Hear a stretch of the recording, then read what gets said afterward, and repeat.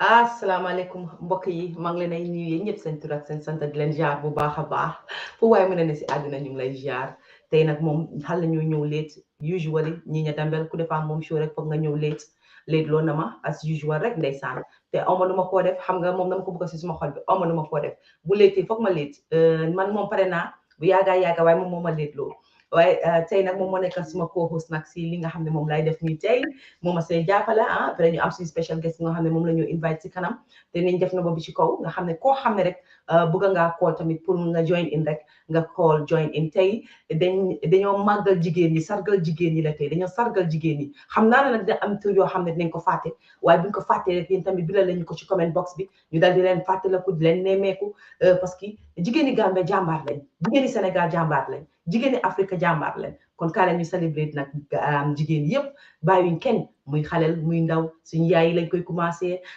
ma dal di dugal nag suma co-host nag muy Nyenya Dambell ay suma musoo bi anamu ni nga ñëwee man naa la ñu dañoo ñëw rek affaire dañ ko def affaire yi am foon Fatmata gis nga comment xala Fatmata na ma nu ko yaa ngi nice maa ngi xarama nuyoo njëkka guddi maa ngi nuyu ñëpp ñoo xam ne ñu ngi ñëw tey pour seetaan bu laaka English de bu fi laaka benn English man laakuma English sax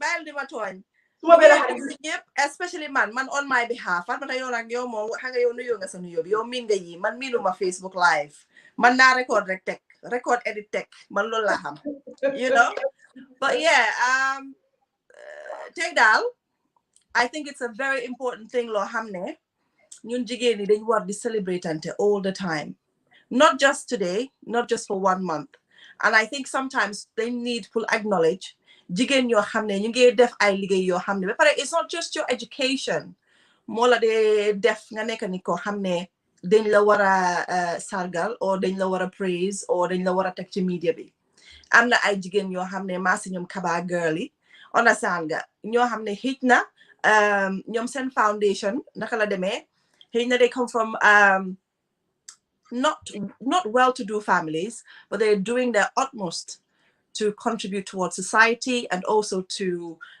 enrich themselves, not just material, but they have a voice and they can do something with their lives. So man, I can't wait to discuss women like that. And of course, Dr. Florence Mahoney, whatever. But yeah, thank you so much for having me. Fatmata, yo, this is the first. Somebody nervous when you is a platform. This is serious, you know. You don't be nervous. You nervous then. You yaman rek si platform jarul nervous. You yaman rek si platform. Loy nervous?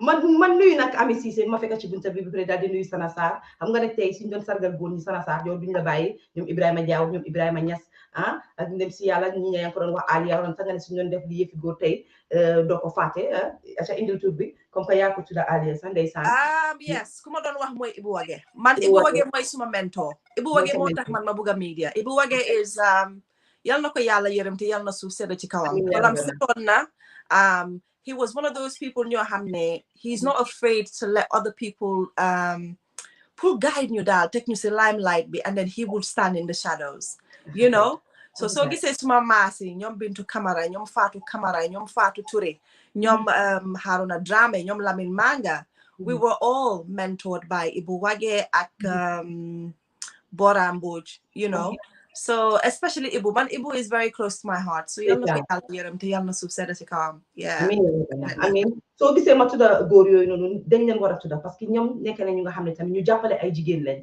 of course dañ ne sargal jigéen yi waaye terewul foog ñu indi leen ci ñoom tam ci biir parce que foog ñu sargal leen nekk na ñu nga xam ne am na luñ fi def du ñoom rek sax ñu bëree bëri ci ay góor def nañ fi lu baree waaye parce que bis jigéen yi la dañ ne dañuy sargal jigéen yi kon nag nañ dugg ci jigéen yi am nañ special guest nag koo xam ne moom ci kanam dinañ ko indi Nyenya suma xarit bu baax bi ndeysaan dama ragal rek mu ñëw nag jooy fii moom bu fi jooy man seen naa ko link bi rek ne ko dama la bëgg a invité dafa am lu ma laa invité pour nga wax tuuti rek fi mu nekk talaguma mu ne mu ngi xaw ma def lan so si kanam moom dinañ ko indi su ñëwee yàlla bu mu fi jooy rek ok Nyenya fi mu nekk ne dañoo sargal jigéen yi xam nga tey li ma discover mooy suñu sargal jigéen rek ñun ñu bëree bëri léegi jigéen yi tey yi lañ dee wax dañ dee fàtte jigéen yi démb yi mooy jigéen ñi nga xam ne am na luñ fi defoon démba mënuñ leen a tuddee ñëpp na mënuñ leen a lim kay suñu yaay yi si lañ bokka waaye duñ ko commencé sax suñu yaay yi parce que suñu mbokk yi suñu yaay yi xam nañ ne ñoom ñu ngi ci biir so ñun dinañ leen indi ci ending bi man nuyu suma sista maga sama jaabi nuyu naa la waaw léegi ñii ne dama bëgg a indi jigéeni démba yi mun naa am nag dinañ fàtte ñu bëree bëri ñi ñe waaye dañu naan dañuy mos rek laal ni di dugg ak génn wax naa la tey dañ ko def ay phone rek maa yoo rek si plateau tey fii toj waaye ñaan naa la de suma benn xarit mu ne daf la laaj waaye mu ne ma ana sa xarit boobu noonu ndeysaan ki nga xam ne moom Queen Elizabeth ko jur ma ne ko ma ne ko kat my name is Nyenya Dambell foofu toj waaw baal di ma sonal laa wax baal di ma sonal kay maama nga sama celebrate naa la yow sangar naa la waaye anyway ñi ñu ñëw ci jigéen ñi démbay soo gisee ma wax foofu noonu ñi ña jàngi wax Florence Mahoney bu yàggut ñi ña ñeen laal foofu parce que kooku dafa am lu mu def si éducation dafa am lu mu def loo xam ne tey jigéen yi yu bëree bëri war nañoo roy si loolu waxuma ne jigéen yëpp a war a jàng waxuma ne jigéen yëpp a war a am éducation bu nga xam ne is very high waaye those days ñoom seen time pour jigéen war a jàng ba yëy kéeti comme góor ñi ña boobu dañ ko daan tere duñ ko daan bugg a luñ ko daan tere loo mooy duñ daan bugg a jigéen yi am equal rights as guy as men so loolu moo tax suñ papa yi suñ yaay yi duñ daan encourage sa jigéen yi pour ñu ñëw jàng kay Ina Jawara ñu ngi lay nuyu celebrate nañ la yow tamit bépp jigéen bu fi nekk tey di seetaan ñu ngi lay sargal te ñu ngi lay celebrate ñun ñoo yéen a ko bokk ba mu jeex ok ñu ñëw foofu ñi ña dugal nañ dugal si anti Florence foofu noonu so Florence Mahoney moom historian la woon so di ngeen ma baala dinaa jaxase English bi te dinaa jaxase olof bi tuuti tamit you know suma nga nice nag suma nga nice nga nice waaye ayo la daaxa ñëwaat waaw ayo moom princess la ñëw yaa tax ma def lipstick tey gi naa def lipstick you know yaa ma solo lipstick but yeah Florence Mahoney jigéen boo xam ne la she was a historian yeah she is because she's still alive te yal na ko fi yàlla yàggal she's the first woman in 1963 to gain a PhD in the Gambia. So comme yow noo ko waxee nii that is a big deal. That is a huge deal. Façon nga jigéen yooyu leen foog ñu delluwaat seen history and we talk about how they've inspired women like us. So gisee tey yaa ngi am maasi ñoom Dr. Aminata Silla koo xam ne moom itamit she's a PhD holder dangaa gis ne façon nga jigéen yooyu ñooñu inspire. And obviously Akui, they were quite big into education, of course, because obviously during slave trades, after slave trade, Akui Nyoy won the liberated slaves that came from these other West African countries after slave trade was abolished. So was abolished.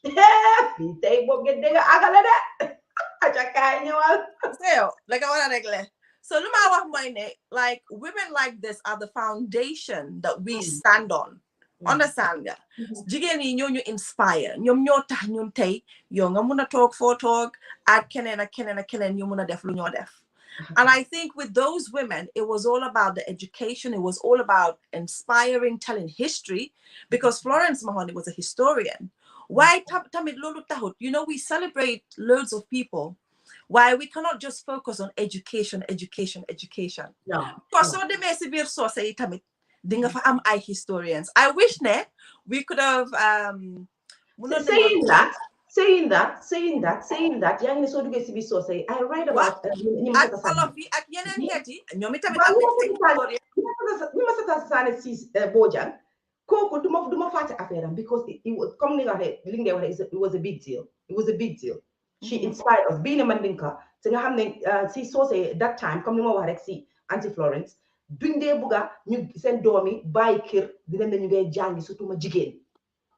She fought to go to parliament. She did a lot for us, Nyenya Dambell. So these are women, they inspire us. Absolutely. Because of modern affairs. Now, if you don't talk about Nyenya Dambell, if you don't talk about Fatma Koka, Mama Gassama, Anna Sarr, the list goes on. That you're not talking about anyone. If you know what I mean. I'm just using us as an example, but it doesn't mean that you were the top girls. There are top girls there in the Gambia. But these are people. So they're not all celebrating. The fact that they call us celebrate on something that she has done to inspire people. something loo xam ne def na ko bi nga xam ne bàyyi na signature fi nga xam ne foofu la demoon parce que de olof Njaay ko wax mu ne réew moo dem bàyyi fa signature boo fa dellootee rek ñu xam ne saa waay ñëw na kon ñii ñooy suñ saani tàccu yi olof yi xóot laa laaka nii. gaa yi bari nañ sax gaa yi bari nañ ñu ñëw ci Musu Keba Dramé xam nga maa ngi laal ñi ma sata saani soo bëggee nga dugga foofu pare ñu ñëw si Musu Keba Dramé moom tamit keneen la ma xam ay sitam ay jërbaatam ay ñoom Ami Dramé ñoom kii Ami Njaay ma nga ñoom Haruna Dramé ñi yëpp ci famille boobu lañ bëgg moo tax ñi ña boo ko xoolee ba xoolaat ko yaay yi ñoo jur tey ñi ñoo ooyee ana ñoom Nyenya Dambell ana ñoom yaay yi Nyenya Dambell ana ñoom Fatmata Rahman Koka ana ñoom keneen ak keneen ak keneen ak keneen kon Gambia ñun ñëpp benn lañ suñ yaay yi démba amuñ woon xaajaar loo suñ yaay yi démba suñ jigéen yi démba yi xamuñ woon damaa xeexal suma boppa dañ xamoon damaa xeex pour jigéen ñi dañ xamoon man maa yaay yi ñëpp kon ñi ña dugal foofu si ñi ma sata saane indi naan la ko après indi naan la fi léegi moom I did not research much about her waaye xam naa ne Bakaw la nekkoon yaa ngi mention ne she was a parliamentarian waaw dugoon suma juumutee I think she did suma time school I remember we talked about that. Okay, yeah. So basically, let's just put a disclaimer out there, yeah, because I want people to understand this. We haven't come here to say we're historians. No. History, primary to graduate high school. Understand that? Well, we're not saying we're historians, but we're going back in history. Thinking about those women who did amazing things. And you might be wrong. Basically. Why the fuck then you rectify. So if you're related to the individual, please rectify us, tell us more history, more beautiful things, because we're here to talk about it and discuss. So this is not just us. Why, we expect people who are out there who have more facts to share with us so they can share too. So, man munumagis, mange try to log on to my phone. Why munumagis? When it comes to all these techie type of things, I'm not very tech. Wow, understand? Why understand? But yeah, we have amazing women. What we're trying to show here is we have women from both sides, and some of them are well educated, understand? And some of them, it's through their hard work that they became recognized, So the reason why we're coming here, not just to celebrate Jigen Yo Hamne, Ni Hamon England, why am not I Jigen Yo Hamne, they're members of their society, why can Wahutsan affair, why you get deaf to Kenmut? You get them sinako, you get educate and domi, you get educate domi jambo. So all these women, we need to celebrate them. So we're not just focusing on the ones that we already know, but if there is an unknown out there, we need to bring them out to the light, give them a platform, and celebrate them as well.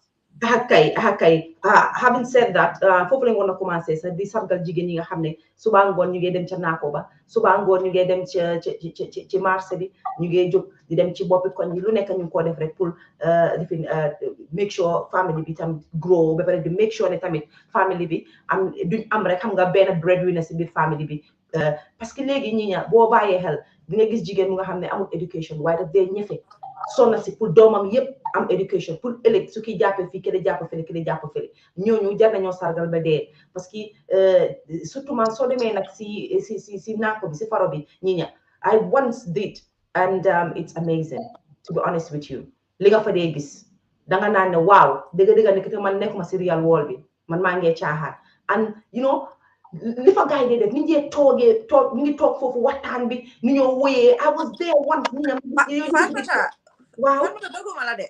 I can tell you this for free. Man, bu ma nekkee halal, taani summer holidays. Gis nga ñun bu ñu nekkee halal because man suma pa soose la, suma yaay akula. Suma guest bi mu ngi backstage. Man ko bugal laaj ndax suma guest bi are you ready to come in our guest? Waaw baax na ate jekkali mu ngi léegi tey ñu dugal ko Okay. So basically man suma pa soose suma yaay akula. So ñun time of summer holidays, if I can recall, ñun si dex bi lañ daan dem spend suñ summer holidays. So maa ngi fàttaliku suma maam kuñ ma tuddee kooku si naako bi rek la daan nekka. So man I used to be around that type of thing. I used to be around dem si tool yi di béy yeeg yu kenn xamul nekk si kaw naka lañ tudda naka lañ ko de ooyee mooy donkey and cart bi nu mu tudda laay la nga ne waxaat ko donkey and lan wax ko ci olof ma dégga ma ngi la amel xaalis waal ña mbaam gi du ma ñëwati yaa ma def lii ñi dama la laaj ngoos because sometimes we see people, because these women that we see that used to go sinakwe, ñoo jur the people who are like, how am I explaining? Who are the top dogs today? Who are the top dogs today? Yeah, you understand? Yeah. I mean, yeah, you see me explain a story and what she did. Adam Jallo suma nit ko bax ki ne saret bi mbambe saret bi. Thank you. Saret bi la bu ko na wax. Donkey and cart la ko ay man. Adama nuyu sa jëkkër nuyu xale yi ak kay sargal naa la yow it. Ndeysaan saret bi la bu ga wax saret bi. Understand? So much experience na lolo, because I think what that did for us, sometimes parents you have ñu ngi jógee that side of the fence, dañ dee bëgg a make sure ne seen doom yi they're grounded. You understand? You're grounded, you grow up to be content, and then you grow up with a fire in your belly. You just want to achieve success because you know what it's like to not have it. Understand? So I think, man, that contributed a lot to who I am today. The gis suma mam mu ngi nekk in her 80s and mu ngi dem si nako gi di dem di def lu moo def. And I think it's very inspiring. So as much as we celebrate ñoo xam ne they're educated, they've achieved success, we need to celebrate those women as well. ñoo xam ne ñu ngi ci naako bi and time boobu góor yaa ngi toog si bantaba bi di nga gis jigéen di seen xawma bool yi di dem si naako bi di dem toppatoo ji lu ñoo def. I'm not saying that the men did nothing, but the women understood the importance of taking care of family and how they wanted their children to become and what they represented in society. I wish you could see someone not do fini because feminine energy and need on nenkofa because yangi wolo important gori fofo hamne ne jigeni dañ don di dem pour rek wone hamne they know how to hold family or put the family together. Yeah. This nga those days so fi juka nekkon xamna ni dañu wax ne fofu nga gis ne jigen jox wane na respect ci góor nekkul comme léegi ñun dañoo wane ne lu tax yow nga war a toog nii ci bantaba bi man may war a dem ne maa ngi dem si naako bi. waaw dinaa la ñëw école la dem. waaw dañoo jigéen ñi before ñoom dañoo bàyyi noonu respectful and they just carry on. waaye jigéen ñi 21st century dañoo ñëw taxaw ne la aja let me go.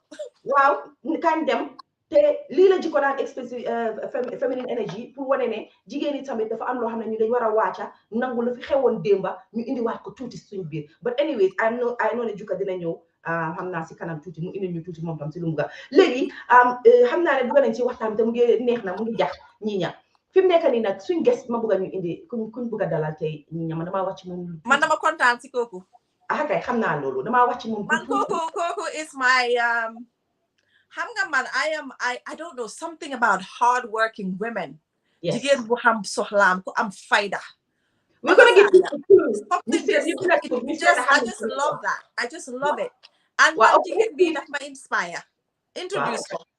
Déedéet duñ ko oo léegi de dañ bëgg nit ñi ñu bindal ñu kan la ñoo nañ leen jox clue yëfi jigéen bi jox leen nañ leen jox clue jigéen boo xam ne la dafa takka ndigaam bi suba ngoon bi bëccëg dafa takka ndigaam bi koo xam ne la am na xew yu fi jag tey moo leen jagal bul wax de tamit jagal de waaw parce que ma la jox clue xew yi fi jag tey moo leen jagal benn mu jëlati loxoom di liggéey jëlati loxoom di dugal xaalisam pour make sure yi fi blood bank ñu jógee ci lu maa ngi bëgg a may affaire si nag lu baree bari yaa ngi bëgg a may affaire si waaye dinaa wax loo xam ne xëy na du ñëpp ko gis because man the first time ma mit ko daf ma jëloon pour ma hostal ko benn charity event bu mu doon def fi Angleterre so ma duga si maa ngi ko ut because man dama expectoon ne su ma duga see maa ngi gis koo xam ne mu nga sanse xam nga rek you know or whatever ma duga rek gis ku aju si kaw laada di aj bagage yi maa ngi xool maa ngi ne ana jigéen ba dama ko gis I was so proud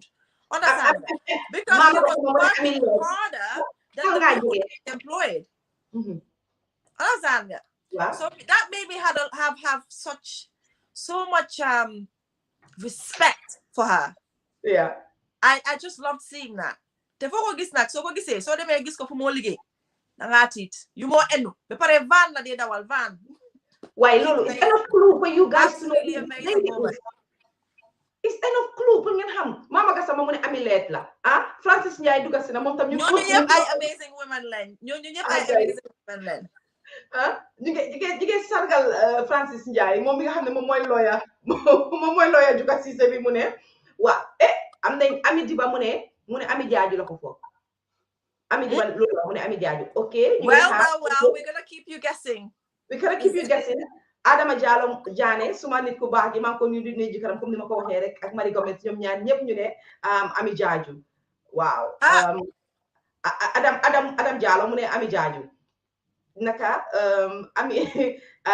Marie Kumba Gomez moom tamit ñu ngi koy sargal bu baax a baax moom tamit yóbbu nañu Nollywood de yes that is another moom tamit keneen koo xam ne la I love her grind absolutely love her grind kay aca Juka am na appreciate na xam naa Francis Ndiaye la ma wax foofu noonu ok léegi guys tur yi fanaa ñi ña am nañ ay ñetta wala ñeneen ci nit ñu Ami Jaaju kon léegi gars yi ñu indi leen suñu guest bi ngeen xam ndax moom la ndax du moom tamit soo gisee tey ñu choose ko as our special guest actually ñaari nit lañ jël sa as our special guest soo xëy na kenn ki dina dugal si kanam waaye moom soo gisee ñu jël ko tey dafa def lu bari comme niñ ko waxee rek defut lu tuuti man moo boobu man nëbbuwuma ci li ma feel ci moom dama ko bëgga te yàlla tax bala nga koo indi because I know that it's not a story that she would want to share.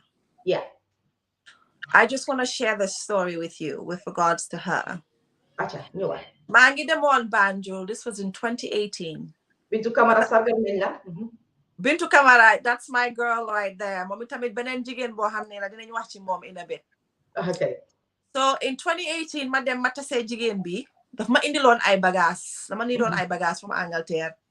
mu ñëw mu ne ma Nyenya man daal lu ma witness dafa tax man fu ma nekk nii dafa am si project bu ma nekka so dafa demoon si benn maternity ward foog naa ne Brikama la woon waaye moom su ñëwee dina ko gën a explain maybe xam nga moom du dee bugg a wax yéena yi but anyway so léegi mu dem yàlla def mu tombee fu jigéen di wasinee ndeysaan so mu gis jigéen bi nu mu wasinee ba pare xale bi amutoon oxygen light amutoon te the only thing that was gonna keep that woman that baby alive was oxygen bi mu jël téléphone di call nawek ne leen lan laa war a def pour ngeen taal lampa bi just 30 minutes rek pour xale bi rek mun a am oxygen yo suma yaram suma ko yaram bangé taxaw yeah mu ngi explain mu ne ma Nyenya dama wax ak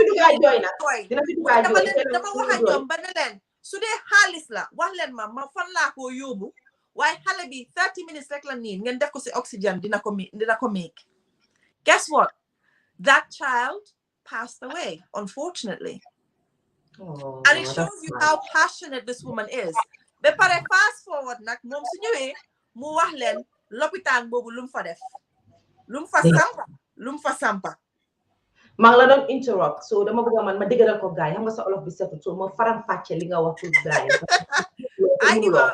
yow moom okay go on Léemu Diop sargal nañ la yow tamit Léemu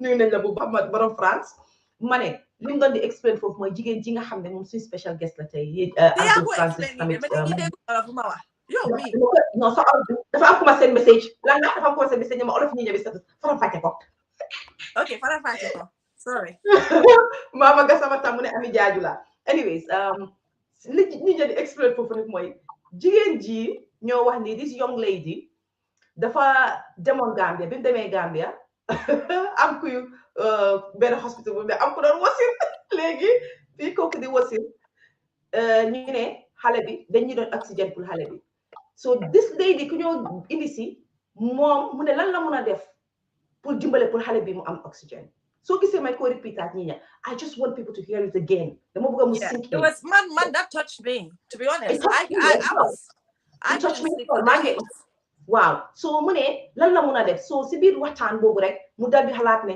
jaral na ko mu call na wek wax leen ne ñu put light si on si that area for just 30 minutes pour xale boobu am oxygen absolutely jaraloon na ko mu fay nag la desoon ci poketam bi yëpp xaalis mu am yëpp dina ko doon dugal ci loolu pour make sure ne xale boobu am na oxygen.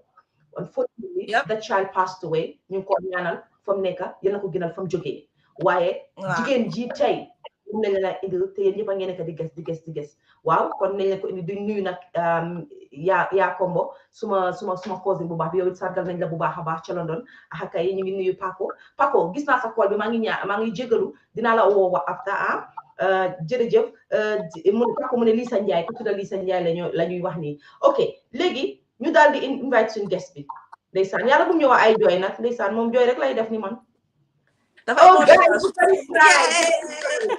Hello, everybody. There she is. Ziar naa leen ñëpp nag. ñun ñoo la gën a ziar ñoo kontaan nii nga ñëw gis nga Ami tey fii nga fole tey si plan nga génn. Tey fii laa jéene ak yéen. yaa ngi nice li moo leen mën a wax ne rek jigéen ñi ñoo ma ñor. Nyenya tey Ami teg na dream de ko fele semisi dream de ko fele ñëw ak bulan ay besam la dinañ ko celebrate Ami we're celebrating you we salute you seriously you are an amazing woman yéen xam nga ne bu ma naree ñëw di war a jàkkaarloo ma ak Fatmata Koka ak Nyenya foog ma def bemba yow tamit ñaata yoon la ko def frame ma we welcome you once again on Elite Media. Doo fi gan ci kër gi nga bokka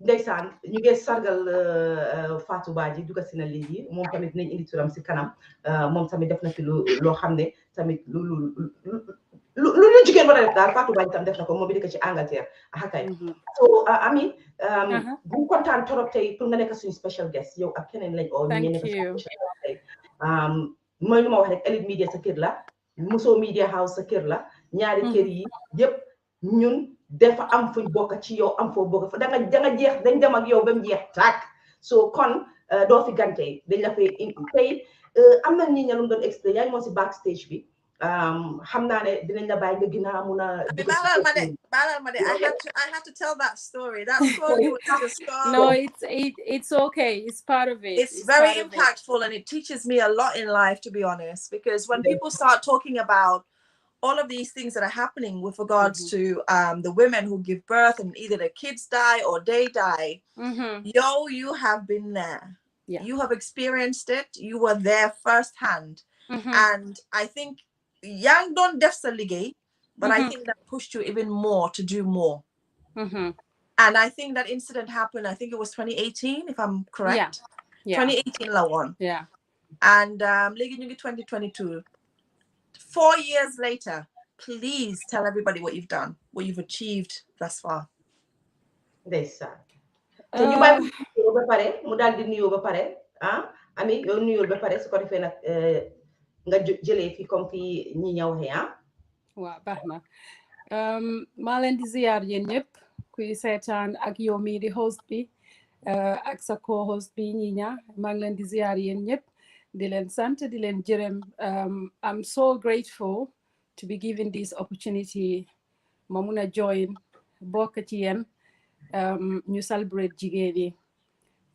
parce que jigéen moo doon loo xamante ne nii ci askan bi ñun assets lañ ñun we are assets yi nga xamante ne without us aduna bi du dem fen wallahi fii docteur boo gis jigéen a ko jur président boo gis jigéen a ko jur nurse boo gis jigéen a ko jur femme boo gis jigéen a ko jur xale boo gis muy liir jigéen a ko jur te balaa muy egg foofu macha allah yoon bi dafa gudd torop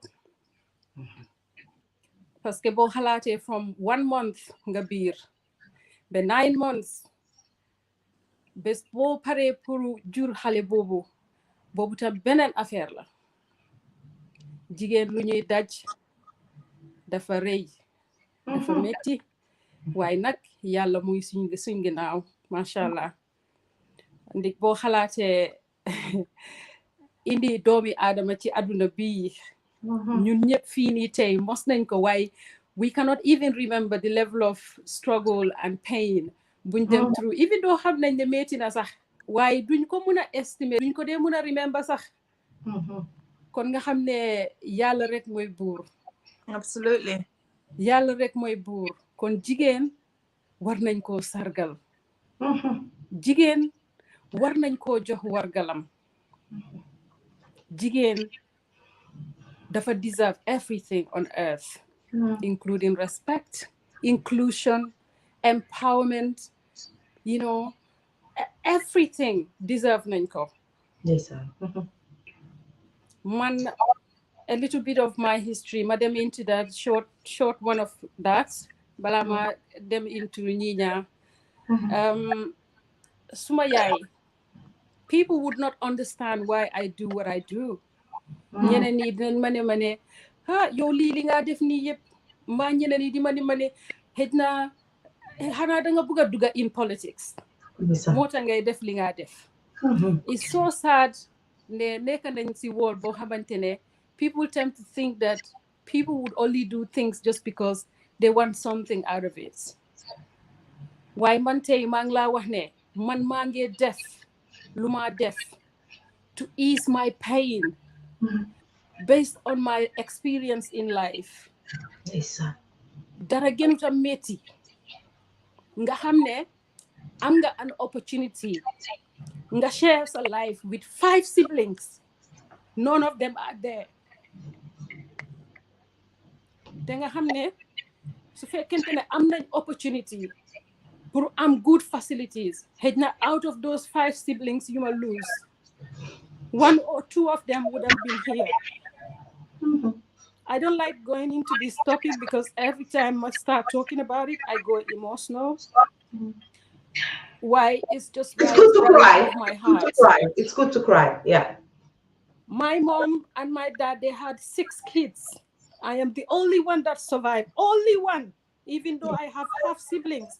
But knowing that you have the opportunity, you could have had the opportunity to spend your life with 5 more. Only who experience it, how I feel and why I do what I do to help another person.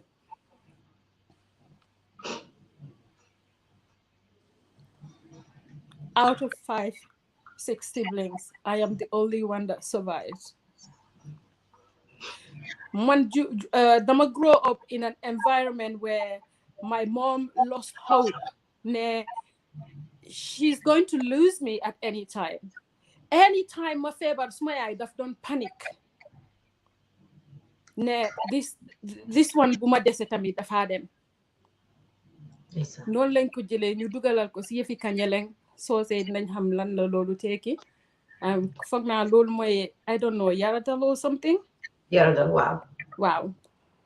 man suma tur bi soo demee suñ dëkka soo ne Ami Jaaju doo ma teel a gis waaye boo ne Karafa Jaaju rek ding ma teel a gis. because dañ suma yaay dafa ragal ba nga xamante ne waa dëkk bi sax si boppam ñoom ñoo ma jël dem denkama si sutu bi sutu suñ dëkk bi. what is sutu? Karafa. dañ ma denka sutu boobu noonu Karafa. lan mooy sutu? sutu mooy gisuloo comme fu ñuy dugal xale yi leel ak yooyu noonu. ok. suma yaram su taagee sax suma yaay daf maa enu dafa dugga kër tu kër di fecca ñu koy ñeneen yi di ko jox ndox ñeneen di ko jox lekka muy woy ma di ko toppa time boobu noonu maa ngi nekk xale loolu yëpp mu ngi def loolu not because of anything waaye dafa bugga def loo xamante ne they have this traditional thing luñ xalaat ne loolu daf la dee mun a jàppale pour nga aar sa doom. mooy dëjë la pour nga toog. exactly. waaw because man suma benn cousin doguma la yàlla bu la yàlla dog suma benn cousin daf ma tuddee doom 6 times xale bi daf dee gaañu 7 bi mu ne by force so xale bi xamuñ ko ci Fatmata ñu ko xamee ci danjang moom saa yu moom biir wuum bi duy mën a téye saa yu amee rek bi mu yongee dañ ko teel a nee mu sëy ndeysaan maa ngi ko nuyu moom tamit aji may maa ngi ko nuyu saa yu juree doom bi dellu ba pare moom su xale bi ñëwee suy jigéen rek mu tuddee ko Fatmata léegi mujjee ba ñu ne xale bi danjang moo tax ma ne la luy sutu parce que moo tax dañ ko yóbbu dañ defoon loolu pour danjang toog soo jekkalin exactly so loolu laa dunda suma childhood yëpp man loolu laa xam understand nga loolu laa xam si loolu laa juddu si loolu laa yaroo so it is really hard pour man ma toog may xool yeneen jigéen yi ñuy dem through pain bu suma yaay di dem through it's not only pain for me but suma yaay tamit jigéen nga come on jigéen nga jur sa ay doom léegi-léegi mu wax ma ay kaddu I wish ma munoon laa rëccal ay siblings yi nga xamante ne bokk nga ak ñoom tamit ndey ak baay I have great relationship with all my siblings, my half siblings, but the fact that knowing that there is also a chance that I could have had a chance to spend the rest of my life with, yenen siblings, that how do you overcome that pain? How do you overcome? Man judu dama suma ya bumo am last bumo jur last domami, they were twins. And I can fully remember lolu be legi. I was at the age of 12 or something. And this woman gave birth in a bathroom. Xam nga si defi. Mu ngi am stillbirth. Those babies were premature. And I didn't know what was going on. Mu ngi si bathroom bi nga xamantene fofu non provinces, Hamga, you can walk into a bathroom like that. I walked into my own mother, seeing these little creatures laying down flat on a wrapper, breathing, trying to breathe. And munuñ ko make. All those flashbacks, they come. So when the journeys are different, when people see people doing things, allow them room to pass, because your hamulo kuneka dafa am a purpose in life. We all have a reason why we're doing what we're doing. So until you know why this person is doing what they're doing, it's best to give them a chance to get to know. Lolu is one of the reasons, Luta, I am always inspired, I am always empowered, I am always on the run to make sure that at least I can make a difference for the ones who are out there. Yes. It is very hard and painful. It's a lived experience. And this is how I also control my pain and flashbacks and all that, like talking about my twin siblings. You walk into that at the age of 12, 13. You're a teenager. How can you forget things like that? No, you can't.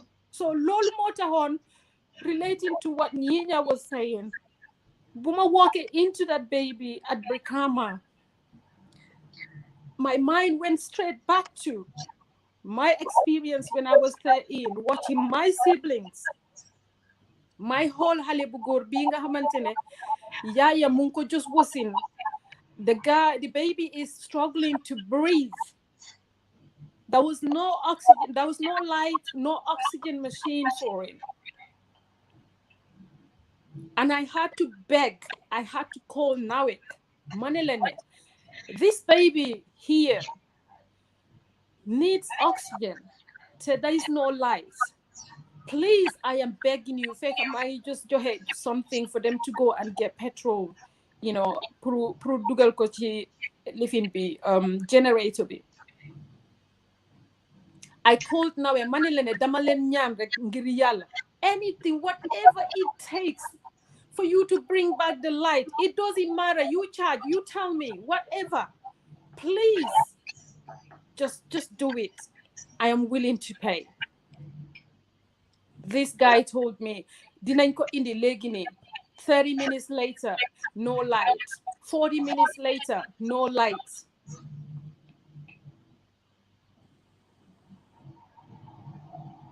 Wow. By the time the petrol was put in the generator, it was too late for that little creature. Yes. Observing that traumatized me for months and months. I had to come back home, still I meet Nyenya. But when I got home, I just locked myself and I just didn't want to, like I couldn't eat. Yes. Knowing that just electricity could have saved that boy's life. So many situations in Hamantene.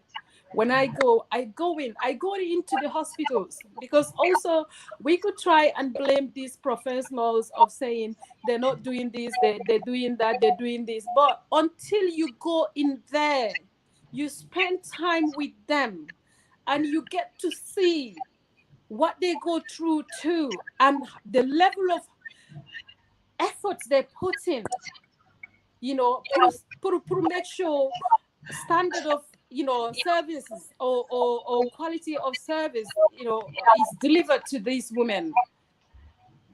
It's hard for you understand, because number one, we gotta admit that some facilities, they're not up to standard. Obviously we need equipment. Di nga dugga foo xamante ne nga gis ne nurse bi amut like lifin sa suction machine pour help the baby out su fekkee ne mu ngi am lifin waaye di nga gis nurse boo xamante ne xale bi mu ngi juddu mu jël mouth to mouth just to suck things out of this baby. Xale boo xamante ne du sa doom, xam nga doomi jàmbur la. Xam nga, let's give a salute to those professionals. They're doing whatever they can. Unfortunately, I'm in a situation to your hamantene. Yes, in anything we do in life, there is always a room for improvement. Lolu mom dinañ ko admit. But in all honesty, man mi di dem si toy, di dugga si health facilities, di suma joge in a hospital, I can spend 12, 14 hours from early in the morning till in the evening until at night with these people, seeing women going into the cubicles, coming out, in and out of the cubicles. So I see what they do. Let's salute our health professionals. Let's celebrate them too. Absolutely, especially with the limited resources that they have. To know things like what you just explained. So they have a suction type of tube that they use to get the mucus or whatever it is out of the baby's mouth. But imagine Gambia, Haliban, Yang just wussing, and then Benen Jiginyo with everything on it, on a sanga, and then they're trying to do that. I think that is amazing, and absolutely we should salute those women. But I mean, I just want to say something, and I know that you're every time you explain this story, I absolutely feel it. Yeah, we all you know, it's amazing, but I want you to understand that God does not make a mistake. No. He doesn't make a mistake. With everything that you've been through and everything that has happened, and you look at where you are now, there's so much more to come. This is just you inspire people. Possibly they didn't have it as bad as you did. Maybe their foundation was built much stronger than yours. But now, Yalla, definitely, you have become the inspiration. You have become the motivation.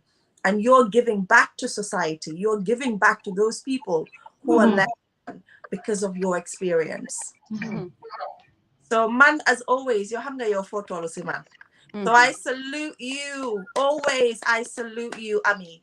Man, I know your story. I know you haven't gone in depth and explained it like you have done with people that, you know, in private and stuff like that.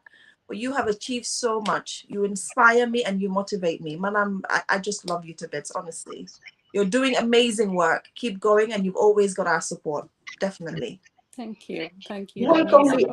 li mooy li comme li ñi ña wax rek ami tey soo gisee tey ñu tànn la am na ñu fi nekk bari nañ and I think I had a moment with you before so waaye soo gisee ñu tànnaat la maa ñi ña dañ toog weeks di xalaat kan nañoo indi as a guest ñu tànn la indi la ñun we know ne suñu Amie Jaaju inspire wul rek waxuma keneen lu ñoo inspire but moom ci younger generation bii la bokka ñun moo ñun la bokka te mu ngee def lu nga xam ne maam yi la mag yi ñoo ko daan def moom mu ñëw di ko def so Ami yow bul di jooy parce que ñun mi fi toog nii tey rusé wuñ ko benn boor soo ñu magee it bariwut na magee it bariwut kon ñu ñoo bokk generation sa morom lañ waaye ñun we saying ne you inspire us xam nga nit ñi dañuy foog ne inspiration dafa war a nekk rek ne nga ne benn mag bi moo ma inspire no xale bu ndaw mun naa taxaw inspire la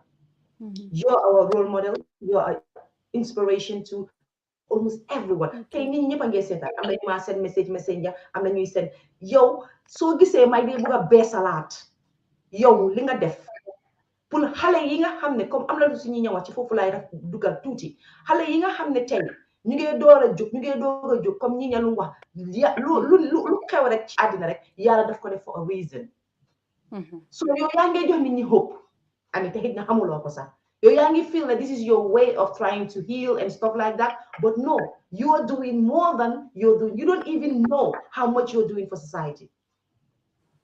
I keep saying if we have 10 of you right suñu amoon 10 of yow wallahi Gambia dina dem parce que defuloo xalaat ne kii laa defar kële laa defar Ami yow you can go am na ku ma doon waxal parce que dama def kisi laajte mu ne ma Amie Jaaju moo nekk nit koo xam ne mun na moo desee laa samedi nga indil ko wax dara rek benn story rek mu ne waaw lan nga am yow man de lii laa am nañ leen ko put together ñu yónni ko but we cannot just watch that person die this is you people a lot of people say a lot of great things about you they're not saying it because dañ ko bëgg a wax rek ñun ñu dañ ko dunda Ami fii kenn dofut fi ñun ñëpp ñu ngi gis lan ngaa def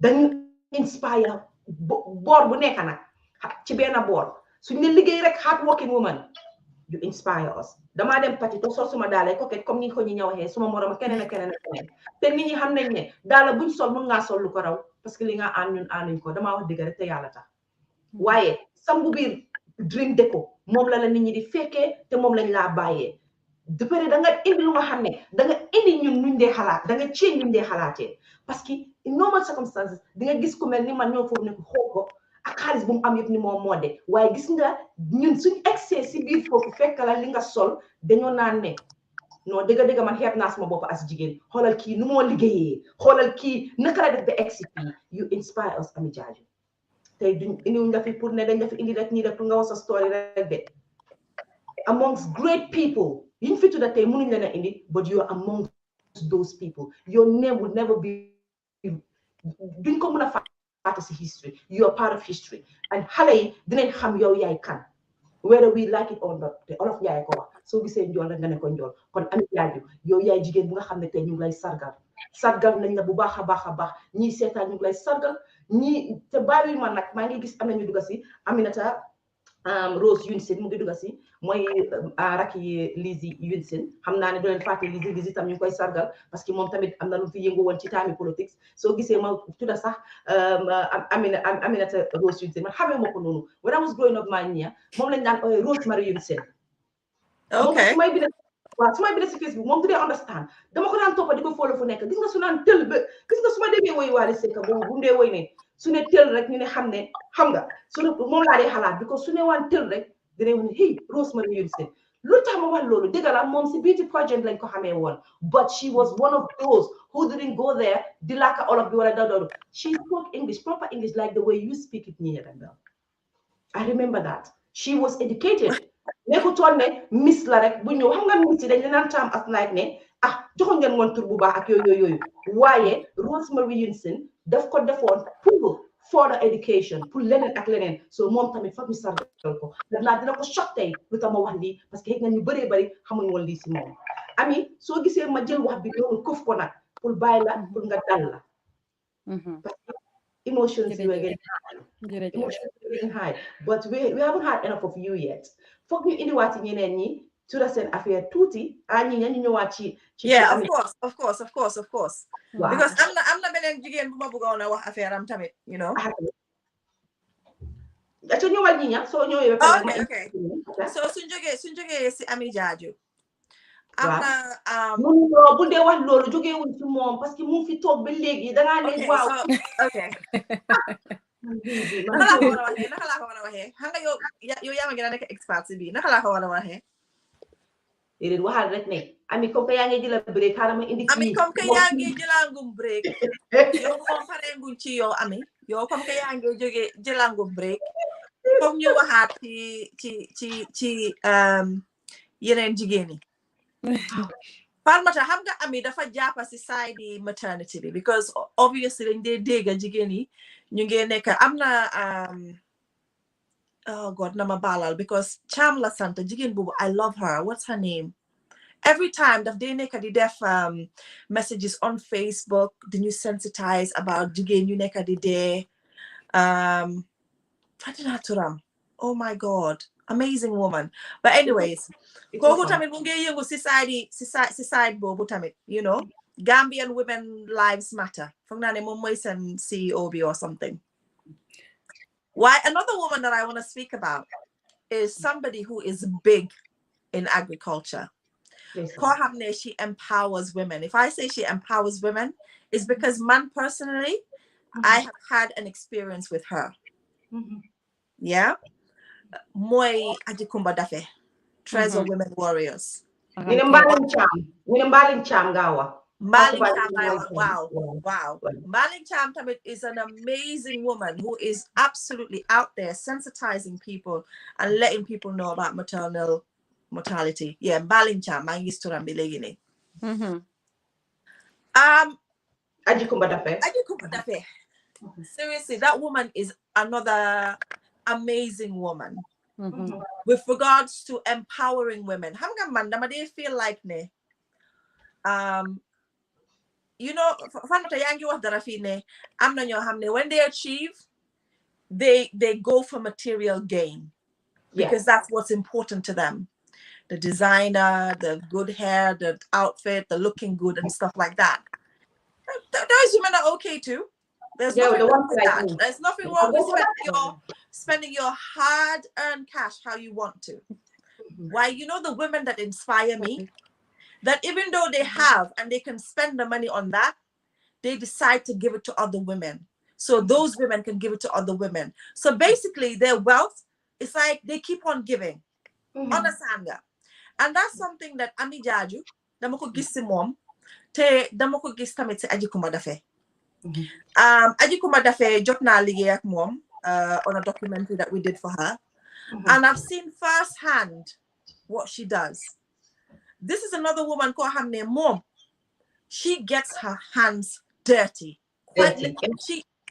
She's not sitting in her house somewhere waiting, but you can see the work that she does, how she promotes other women. Aji Kumba has got I think about 7,000 women legacy Treasure Women Warriors. Yeah. And these women, when they tell you the stories of how they've gained their independence, they don't have to go to their husbands anymore and ask for money. Isn't that what we're fighting for? For women truly independent? So they too can say, money tamit amna halis, dina muna dem topoto gi suma domi. I don't have to go and wait for my husband to give to me. Because again, in Nekasi villages, that's what they experience. They cannot live without the man, without the husband. Everything they need, because you don't want to go to your husband. So giving those women their independence is such a beautiful thing.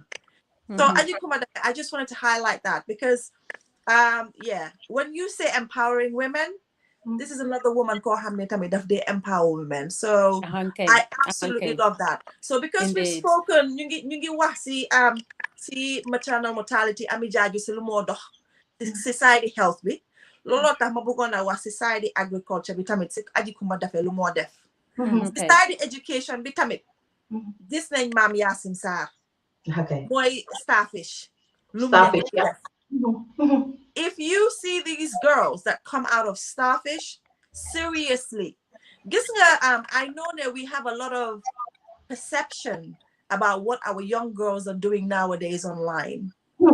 Trust me, what you see online, the party life, I'm not manoma people bash anyone. Everybody with their lifestyle and what they want to do. But I'm saying that there are other types of youth, other type of young women who, when you go to Starfish, you'll be amazed. So we have phenomenal women who are just giving back to society. And these three women, honestly, Kuma Fate, Kulim Jum. So bukuma fe neka di lim ñep di wax de ki. But these three women, man, I absolutely love what I see, what they're doing is absolutely amazing. So definitely salute to them. And also duma fate ko xamne tamit mu nge Fatmata dina la jox after yoy nga wax.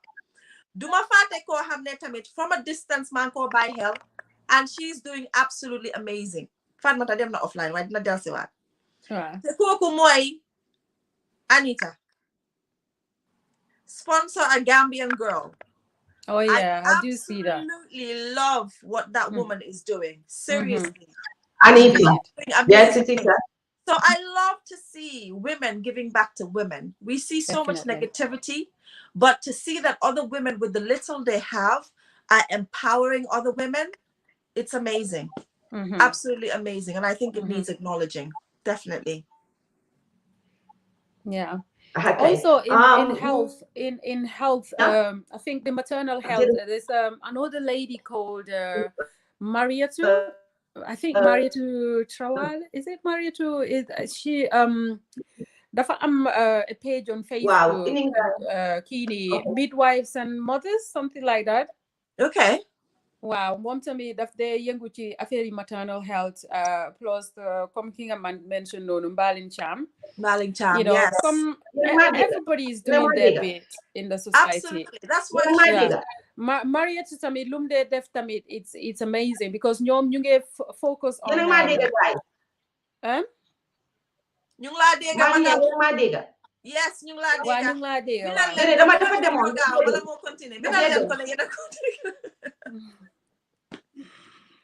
waaw from what I understand kii Mariette lum dee def ñoom tamit dañ dee reach out to the community for pregnant women xam nga di leen advice on diets ak yooyu noonu which is brilliant, you know. So everybody so comme luñ dee wax rek yow li ngay def ak man lu ma def under one roof la sade why it might be different, but then we're all aiming to benefit the same service users ñi nga xamante ne dañ need suñ services. Absolutely. So if we support each other under one roof, the benefit for those service users or beneficiaries would be greater. Of course.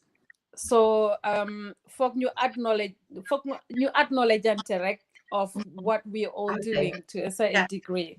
Yeah. Absolutely.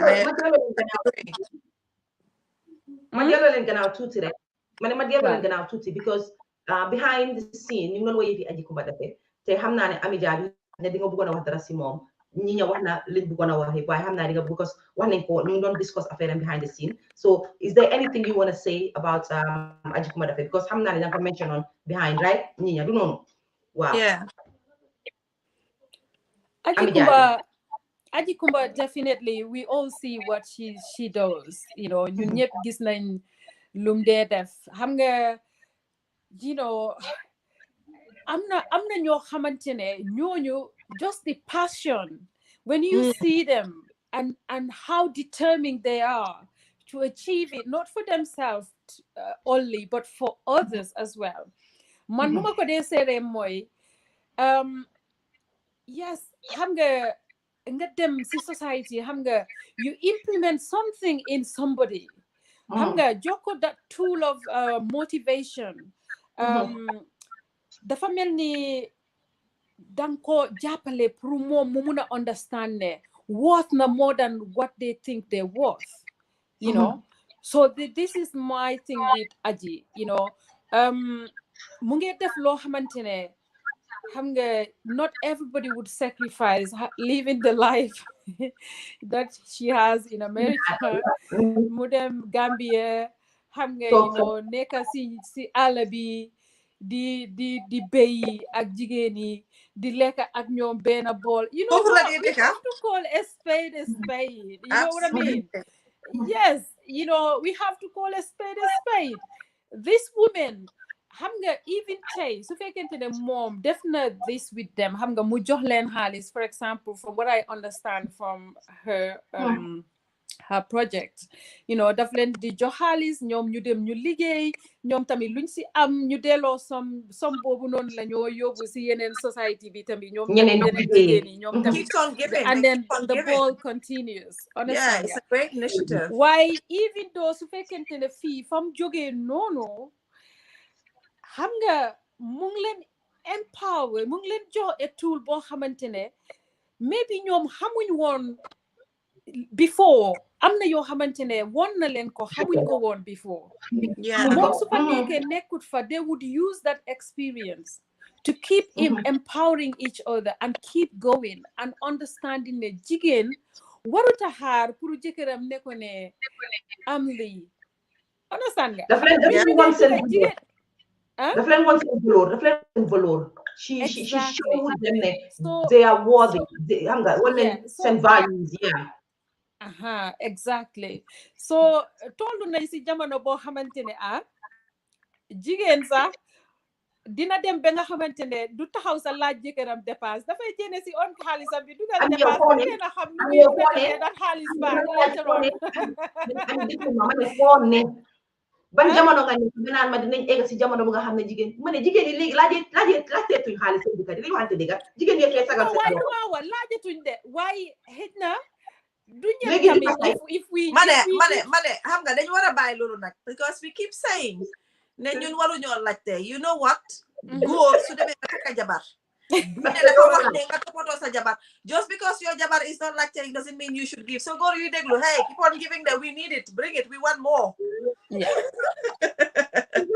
ami xaaral ma laalaat foofu tuuti parce que jigéen ñi léegi dama ko dee wax ma ne jamono buñ toll nii ak ñoo yab ñun ndaw jigéen yi dëgg la santé bee tax ñu yab ñu defaru bee tax ñu yab ñu yooyu bugg a àddina moo tax ñu yab ñu waaye dama ne jamono buñ toll nii jigéen ñi léegi ñoom ngaa jox dépense $100 wallahi kër boo dem tey nga fekk ku tegal jëkkëram añi $2,000 reeri $2,000 fekk 100 lañ ko jox xaaral ma wax la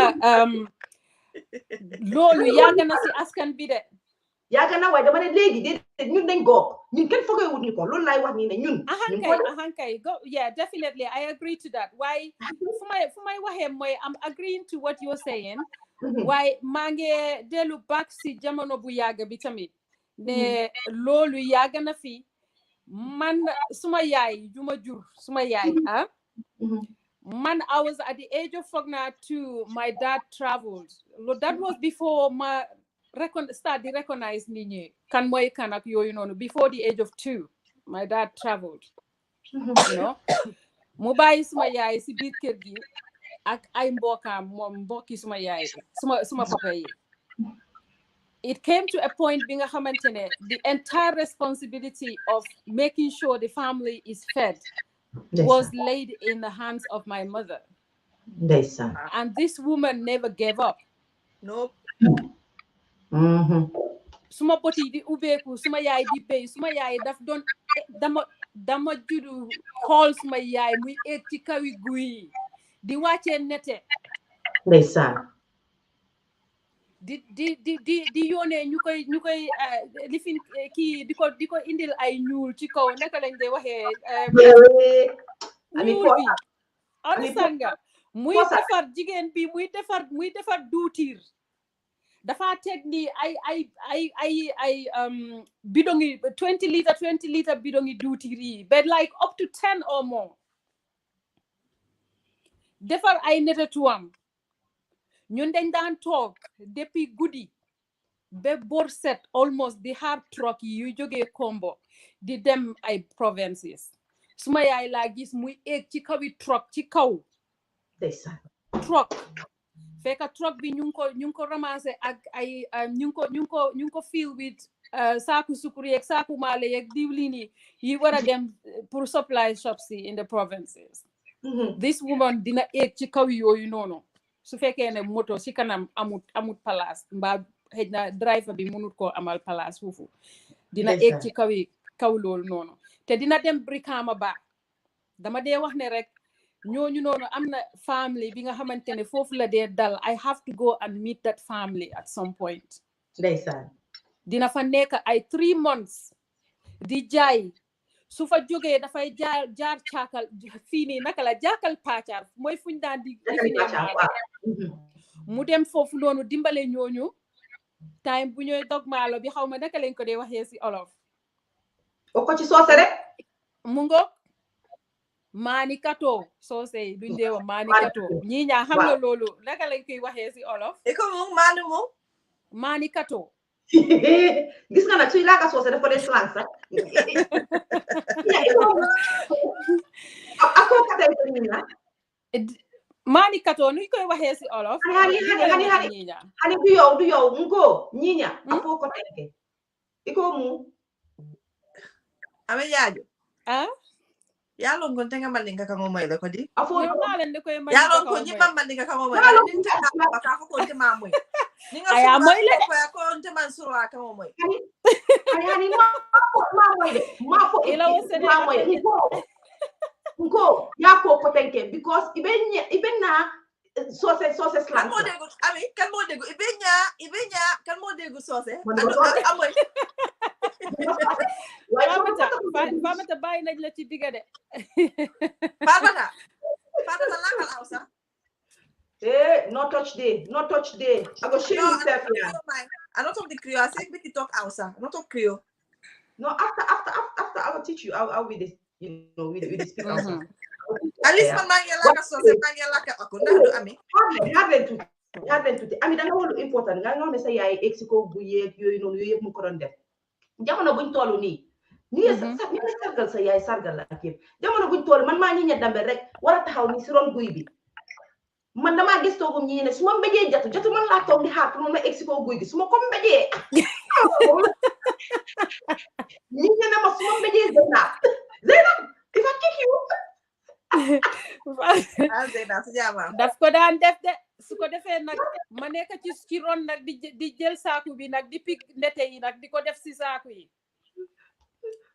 enu di ñëw rek masha Allah anyways ñu carry on am nañ great people ñu nga xam ne ñu ngi war a wax seen affaire maa ngi kontaan because ami gis nga léegi sa story bi dañ ko blend daale si biir affaire si Nyenya you see how this is working Nyenya ñu ngi indiwaale sa yëpp si biir waaw amoon ngeen fi ngeen laal nag Anita moom tamit ñu ngi koy sargal wax nañ fi léegi gis nga sargal bi daal moom Fatmata ko kum tudd rek maa Nyenya tudd na ko wala Amidia tudd na ko Amidia kum tudd rek Fatmata ko tudd waaye so ñun dañ koo passante rek di ko def noonu muy affaire si di dem am na suma raka jibi kooka ndeysaan maa ngi ko nuyu ji am ki si nuyu am na ko fi tudd léegi mu ne kii nii safi aji naka dina naa ko de wax na dëgga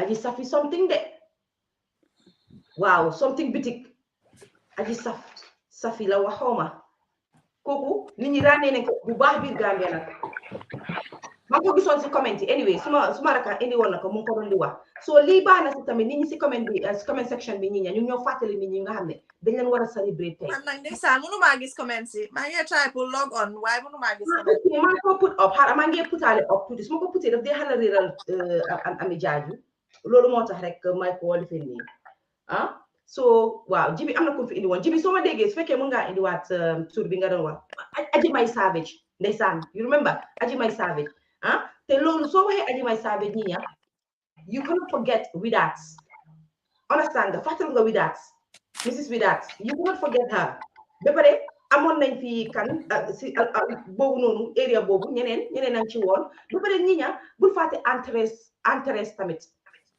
noonu moom tamit defoon na fi si jamonoom te loolu maa ngi indiwaat démba bi Nyenya indiwaatu génne naa ci tey bi génne naa ci ñun ñooñu ami jaajoo ñooñu so maa ngi indiwaat démba bi ne ñooñu tamit dañ leen war a fàttali ko parce que ñoom tamit am na lu fi defoon lu réeré surtout ma si wàllu ñu ne si wàllu xam nga kan man maa ngi fàttali ko képp koo xam ne yaa ngi doon dem school di dem match ji Independence Day di taxaw di wave flag you always looked forward to going to Mrs. Blaine dem jëndi kawas ak sandals you know she was moo daan jaay uniform bi teddu waaw moom mooy Mrs. Blaine ki kenn xamul Mrs.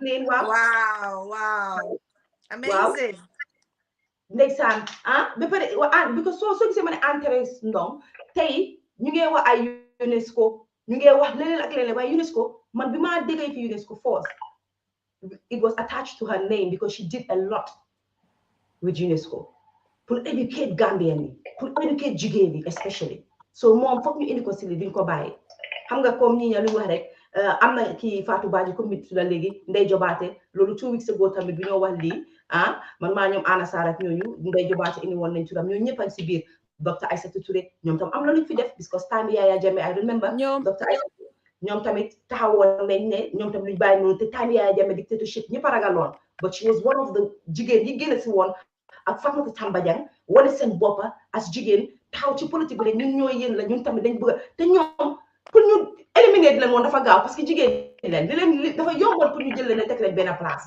xam nga soo ñooñu ñëpp ñu ngi leen lay sargal parce que tey def nañ fi lu nga xam ne tey jar nañoo sargal ñi ñaa acca kan nga fàttale ko fii wax nañ ci Musu Keba Dramé wax nañ ci Musu Keba Dramé man dinaa ci paalu tuuti dinaa ci paalu tuuti ci Ifi Nancy Nyasi moom tamit daf lay yëngu nag waaw GDHI ñoom tamit def nañ fi lu rëy ak kii ni Anti Say Gomez George Gomez jabaram bi woon jabari George Gomez bi moom tamit definitely mu ngi def lu xam nga am na ñoo xamante ne ñu ngi def ba pare ñu ngi si gannaaw bu kenn xam you know so am na jigéen yu bari ñu ngi yëngu ci suuf te bugguñ kenn xam kooku tamit ñu ngi ko fàttaliku she's doing a great job kii ni Fatou Balde moom tamit gis nañ ko Facebook I can't remember organisation am bi foog na Women in Liberation xawma leadership something she's doing a great job in terms of you know victims xam nga mu ngi leen a sensitize their rights ak yooyu noonu those are services that we need in the society as well then nga am Fatou Camara are we coming back to are we focusing on one area for now they go blend because pour buñ Fatou waaye wow so seere ñoom Fatou Camara the women in media wow Fatou Camara you know yourselves both of you xam nga ñoom Fatou absolutely I agree know those you guys you know loolu laa dee wax xam nga nit ki li nga doon yow sa bopp doo ko dee xam ndeysaan ñu la dee follow ak ñi nekk ci biti ñoom ñoo dee gis yow sa value so ñu ngi leen a jërëm yéen ñëpp jigéen yi nga xamante ne yéen a nekk si media bi di ñu woon li jigéen tal ak li jigéen war ak lu jigéen the value of a woman so ñu ngi leen a jërëm yéen ñëpp ak kii ni naka laati Fatou Touré waaw moom tam mention naa Fatou Touré mention naa is an amazing woman moom itamit waaw definitely ñu ngi leen a salute ak recent jigéen yi ñëpp ñi nga xamante ne ñu ngi graduate man moom maa ngi ci biir ba to that level we're talking about the women waaw mais ma tuuti ma duga su fekkee mun naa am na foo xam ne ñu ko bëgg a génn ñu delluwaat fa tuuti rek parce que ñu ngi indi woon yëfi Mrs Ndaw ñu bari ko doon binda sax ñu ngi indi yëfi Mrs Ndaw ak yooyu te suñu ne Mrs Ndaw rek kenn warut a faate Mrs Gibson oh yes definitely 100% waaw these people ñii ñoom Mrs Ndaw Mrs Gibson ñii ñoo tax tey am na ñu bari ñu tey suñu education rek ñooñu foog nga xalaat leen parce que man de mun naa wax ñu bari including man maami sax mun naa wax ñu bari with regards to education kay mun a fàttal ko tamit waxee Mrs Ndaw nga wax Mrs Gibson nga wax Anti Satang Jaw Gambia High School waaw you know nga wax Marion Lloyd Evans suma maam mu ngi gaañu bu yaagut nga wax you know there are loads of women who contributed towards our education. Mrs. Gibson, man, personally played an amazing role in my foundation because my Methodist primary learning one. And Mrs. Gibson was just amazing. Mommy told me mungi gani bu yagut.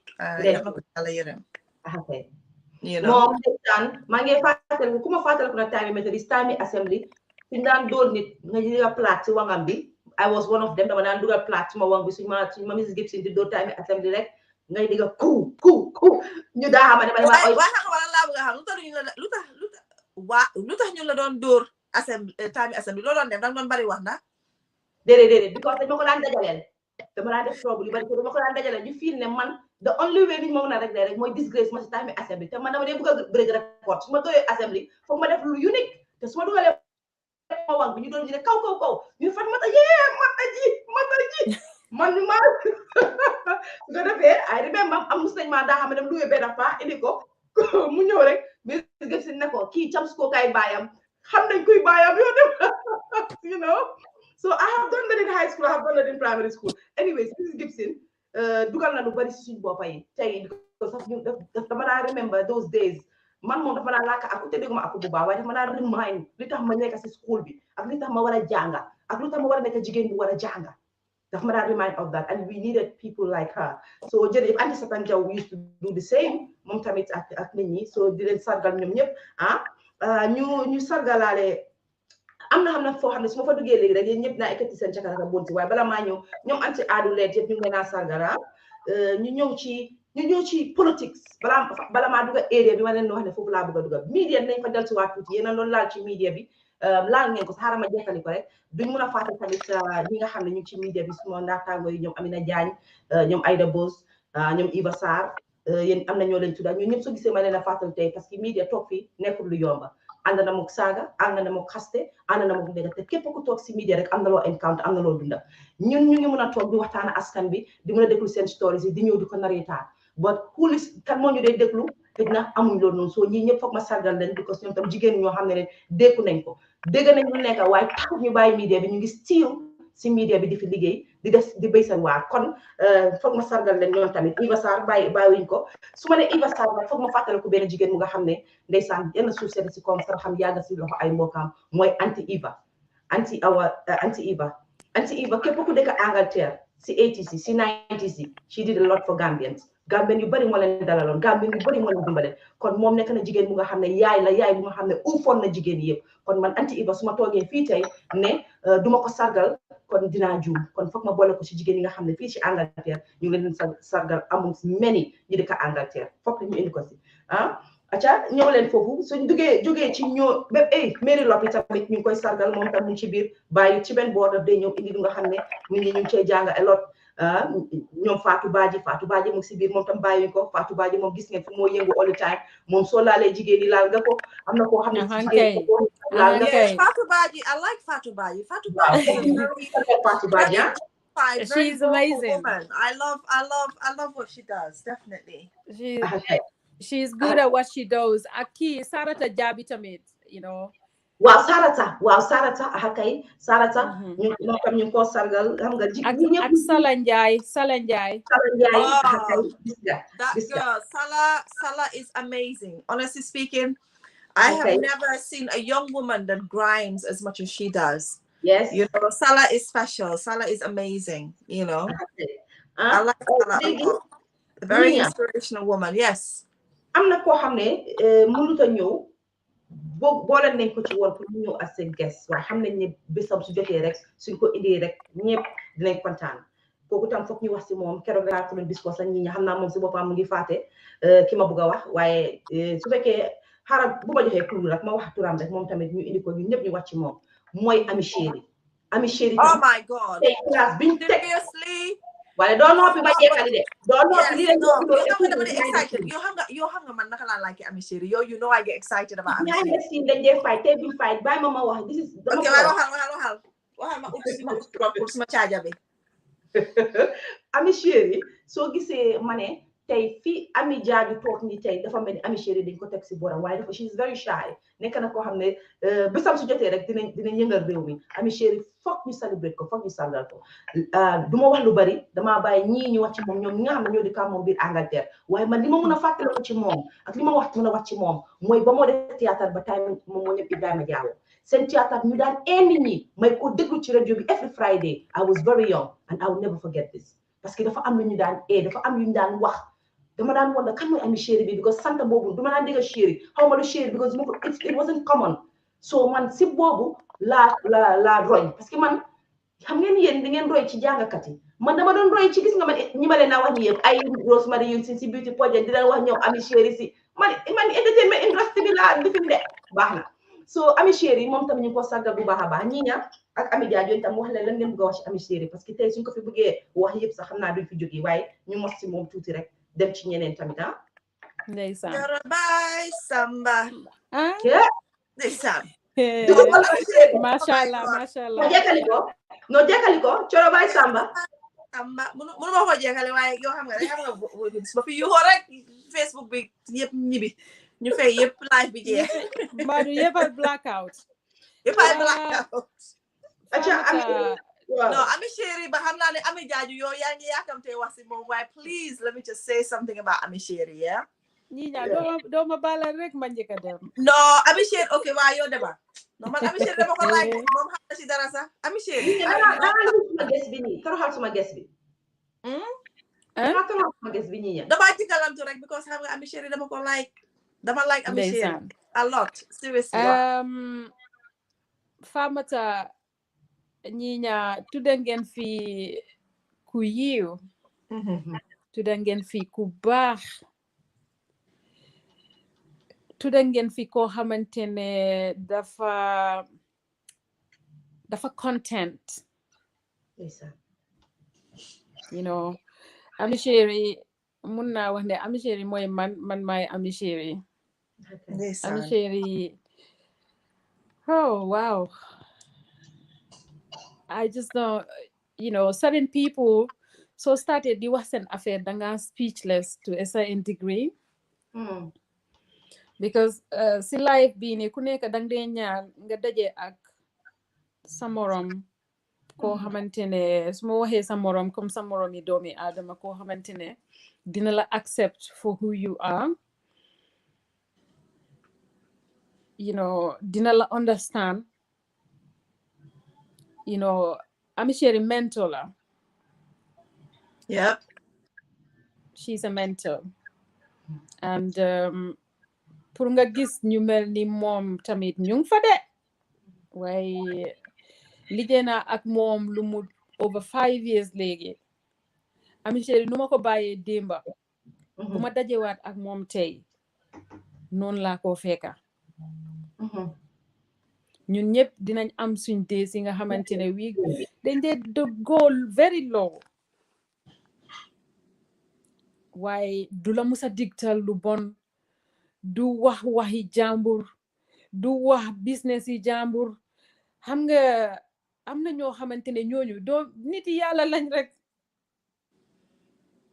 macha allah mu doon koo xamante ne moom tamit is an inspiration si suñ society bi you know boobu moom dinaa bàyyi ñi ñaa mu dugg ci loolu noonu ci affaire radio bi ak affaire yi you know woy bi you know ñëw si xam nga twin brother bi Jaawo mention nga ko fii you know Ami Chéri su ma naree wax moom tey dama commencé di jooy de because like suma doom yi dañ ko accept ndeysaan dañ ko accept like su ñëwee fii nii you see danga gis ci seen kanam bi they are all over her ku nekk dina daw auntie do you want us to make you a cup of tea auntie do you want something to eat before you and mom goes xam nga you know is xale su seen tuutee lu baax ci yow they can feel it te suma doom yi nekk nañ ñoo xamante ne tamit comme doomi bitim réew yëpp they can be reserved to a certain level waaye dañ ko accept bi nga xamante ne gisuñ ko ne sax xam nga friend yi moom la o xëj na mu ngi liggéey ak moom dañ ko accept as their own auntie so that says a lot birthday am bi masha Allah ñu ngi ko doon planal pour celebrate ko you know in style. Why not pandemic bi ñëw lockdown bi ñëw we couldn't. Xale yi dem be organize ne ma ne mommy we need to take auntie out. When you book fee, what are them away with her? Something came up as well. And we couldn't. Okay. That's how much she means to me and my family. Ndeysaan. And not because dañ ko bugga noonu de moom moo ñu woon mbëggeel ba mu jeex. daf ma woon ba oh Lord. Daf ma accept. And it's hard to meet people like her. Some people would come dañoo ñëw alxamis ajuma dimanche rek fële nañ fële. ñu dem dëgg la. Waaw. waaye moom dafa ñëw toog ak lum ci fekka ak lu ko ci fekka ak leneen moom daal dafa ñëw pour toog. Okay. Man daal loolu moo ma doy ci moom. Sama ami chéri la fii laa ko waaw loolu mënuñ koo dindi ma tegal foofu sa baaraam ñu daal di dugal tegal foofu sa baaraam gannaaw bu ñu jógee si ami chéri ñi ña ma fàttali la yaa ngi doon waxi fi Bintu Camara so danga ne woon ngeen ñëwaat si moom so nga wax tuuti ci Bintu Camara su ko defee ñu daal di jógee ci Bintu ñi ña yaa ngi maa dégga yaa ba nga laa dégga waaw indi ñu Bintu Camara yaa ngi doon wax ci moom li mu fi liggéey moom itam mu nekk ndaw di fi liggéey nag Bintu Camara waaw léegi nag foog naa ne léegi suma toon la pour ma jooy ma ne jooy fi nag maa leen daxa jooy de no but seriously Bintu Camara like okay bring it on. When we started at GRTS we were all young 18 years 20 years or whatever te ñun ñëw ñu fekk fa ay nit yoo xam ne ñoom they had experience ñoom Auntie Jay ñoom ne Magdol you know these were people who really inspired us and helped us a lot but because of the age gap you always need people that are around your age that you can relate to you know and Bintu Camara GRTS laa ko xamee she used to moom French news bi la daan def French news la daan def Fatou Touré and this is where we started our bond. Bintu Camara is another woman koo xam ne mu ngi toog si konaam waaye moom itamit mu ngi def yu graaw sax. Okay maa ngi remember sax surtout ma time yi corona bi lim ci def bari.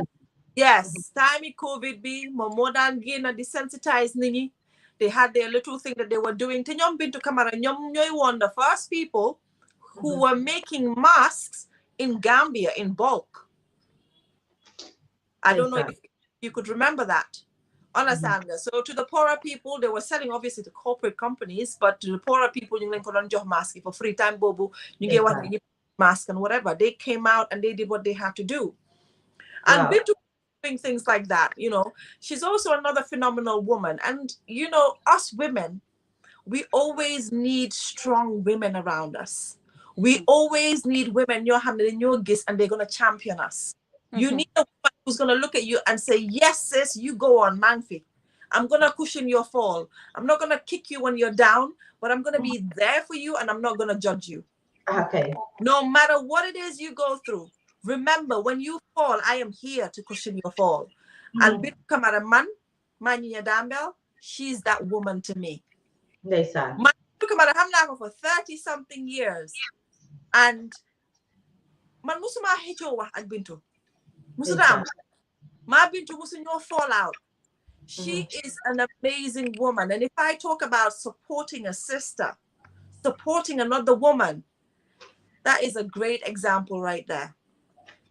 A great example. Her own communications company, she's bilingual. You know, she speaks about 3 or 4 or 5 different languages and stuff. And she works. She does her thing. And it's women like this that we need to encourage. The ones that are, you know, they are the warriors, but they do their in silence. Okay. In a while, we need to speak up about them. We need to talk about how amazing and how great they are. You know, we need to look at each other and say, oh, you're doing amazing. You're doing great. This is how we push each other. You know? So, yeah. kay ma indi man xam nga maa fi nekk di yëngal man butéel yi bu ko defee bàyyi leen Someone mentioned about Kine Geng Sala here. I have been observing that woman as well. waaw ñu ngi ñëw foofu because yéen dafa am ko leen dee faate foog ma dugga am ñu ma baat ñu ma indiwaal ak ñoom suñ tuddee Kine Geng Sala ñoom foog ñu tudda ko moom kay macha allah moom dafa dóor si diine bi a nekk xale li jamono moom ñaari boor yëpp la mooy Ibrahima Niass loolu la dee wax mu ne xale bi mun boppam xale bu mun wax bi soo ko laalee ci diine bi mu ñëw fa boo ko laalee ci olof bi mu ñëw fa te bu bukkee pare pour taxaw fi laaka ñu indi samu laaka ñu indi su ko pare laaka jaamaan so moom tamit duñ ko fàtte parce que ngay def lu am solo parce que surtout ma fan yi rek dem na fi si njëfi niiw yi ñu gis li fa Kine Geng Sala def indi waat ñu ñëpp suñ xel yi waat ci yàlla ñu xam ne bés dina jot ñun mii loolu daf ñoo dal mu taxaw ut nit ñi ndimbal pour ñu dimbale pour continuer ak yooyu ñi nga xam ne moom lañ leen toppatooyee niiw yi kon Kine Geng Sala ñu duñ ko fàtte mu ngi si suñu liste bi tamit am koo xam ne tam mu nekk ndaw dafa am ñaari nit ñoo xam ne dama leen bëgg a laal ci loyalty kenn ci politique kenn ci media kii nag ndaw la moom soo gisee ma ko indi tey mooy Fat Samba nekk Gambia Talent Pro xale boobu soo ne loyal man dama ne dafa loyal absolument Fat Samba ba mu commencé si Pa Ousmane Diouf ba léegi ba mu commencé si Pa Ousmane Diouf ba léegi xale bi demut yëngatuwul Fat Samba dina ñëw nu ko neex la moo laajee nit ñi question am nu ko neex la moo waxee nu ko neex la moo defee but you will just love her so kon Fat Samba xale la dugga ci lii tey waaye foog ñu sargal ko parce que xale boo xam ne bàyyu de ak nu mun a demee mu ngi xuus di dem rek so ñu ngi laa gën a encourage Fat Samba ñu ngi laa sargal bokk nga tey si ñi nga xam ne ñu ngi leen ay sargal ci nga bokk mun la ci génne ñu delluwaat nag si xale yi ba léegi sax Banjul ba léegi ñu boole ci kampu Sumbunu moom mi nga xam ne moom tamit Q City moom tamit nekk na beneen xale boo xam ne mu faa béy waaram mu ngi def lu am fula def lu am fayda duma fàtte nag suma xarit bi suma nit ki Ulay Jaw moom tamit mu nekk koo xam ne su toogee si télé rek nga kontaan su Ulay Jaw toogee si télé rek nga kontaan parce que da ngay wax ne li ñu manqué parce que ñun dañuy xool suñu bopp ne ay way xoolal sénégalais li ñuy def Ulay Jaw su ubbee gémmiñam rek nga kontaan waa Paradise TV duñ ma bàyyi ma fen ñeneen fu mu sa liggéey yëpp GRTS ak feneen ak Elite Media bi xam nañ ne Ulay Jaw moom tamit mu ci biir duñ ko bàyyi Ndey Xadi Ñang moom tamit mu fa duñ ko bàyyi maa ni ña ma indil la nag anti Jeynaba Ñang Njaay waaw foofu laa la bëgg nag pour yow nga wax foofu noonu parce que ñëpp foofu ñu indi leen waaw kan moo la ci kan moo la ñi ña may ma tuuti rek moo la kan fan nga doon xeexee ba benn si am na ñu la gisoon de ngay xee ak sa suddu ne ay du xale bii laa dee gis ci RTS boo taxaw nii di xeex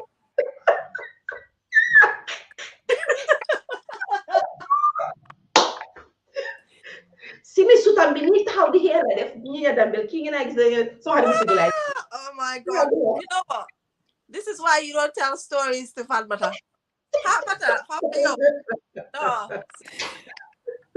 aja ñëwal I wasn't hehing. I'm not hehing type. I was attacked. I wasn't hehing. So Fatmata aja ñëwal si anti Jeynaba Ñang mënuma gëm ne wax nga lii fii anti Jeynaba Ñang waxal ci moom Nyahana, si sassy.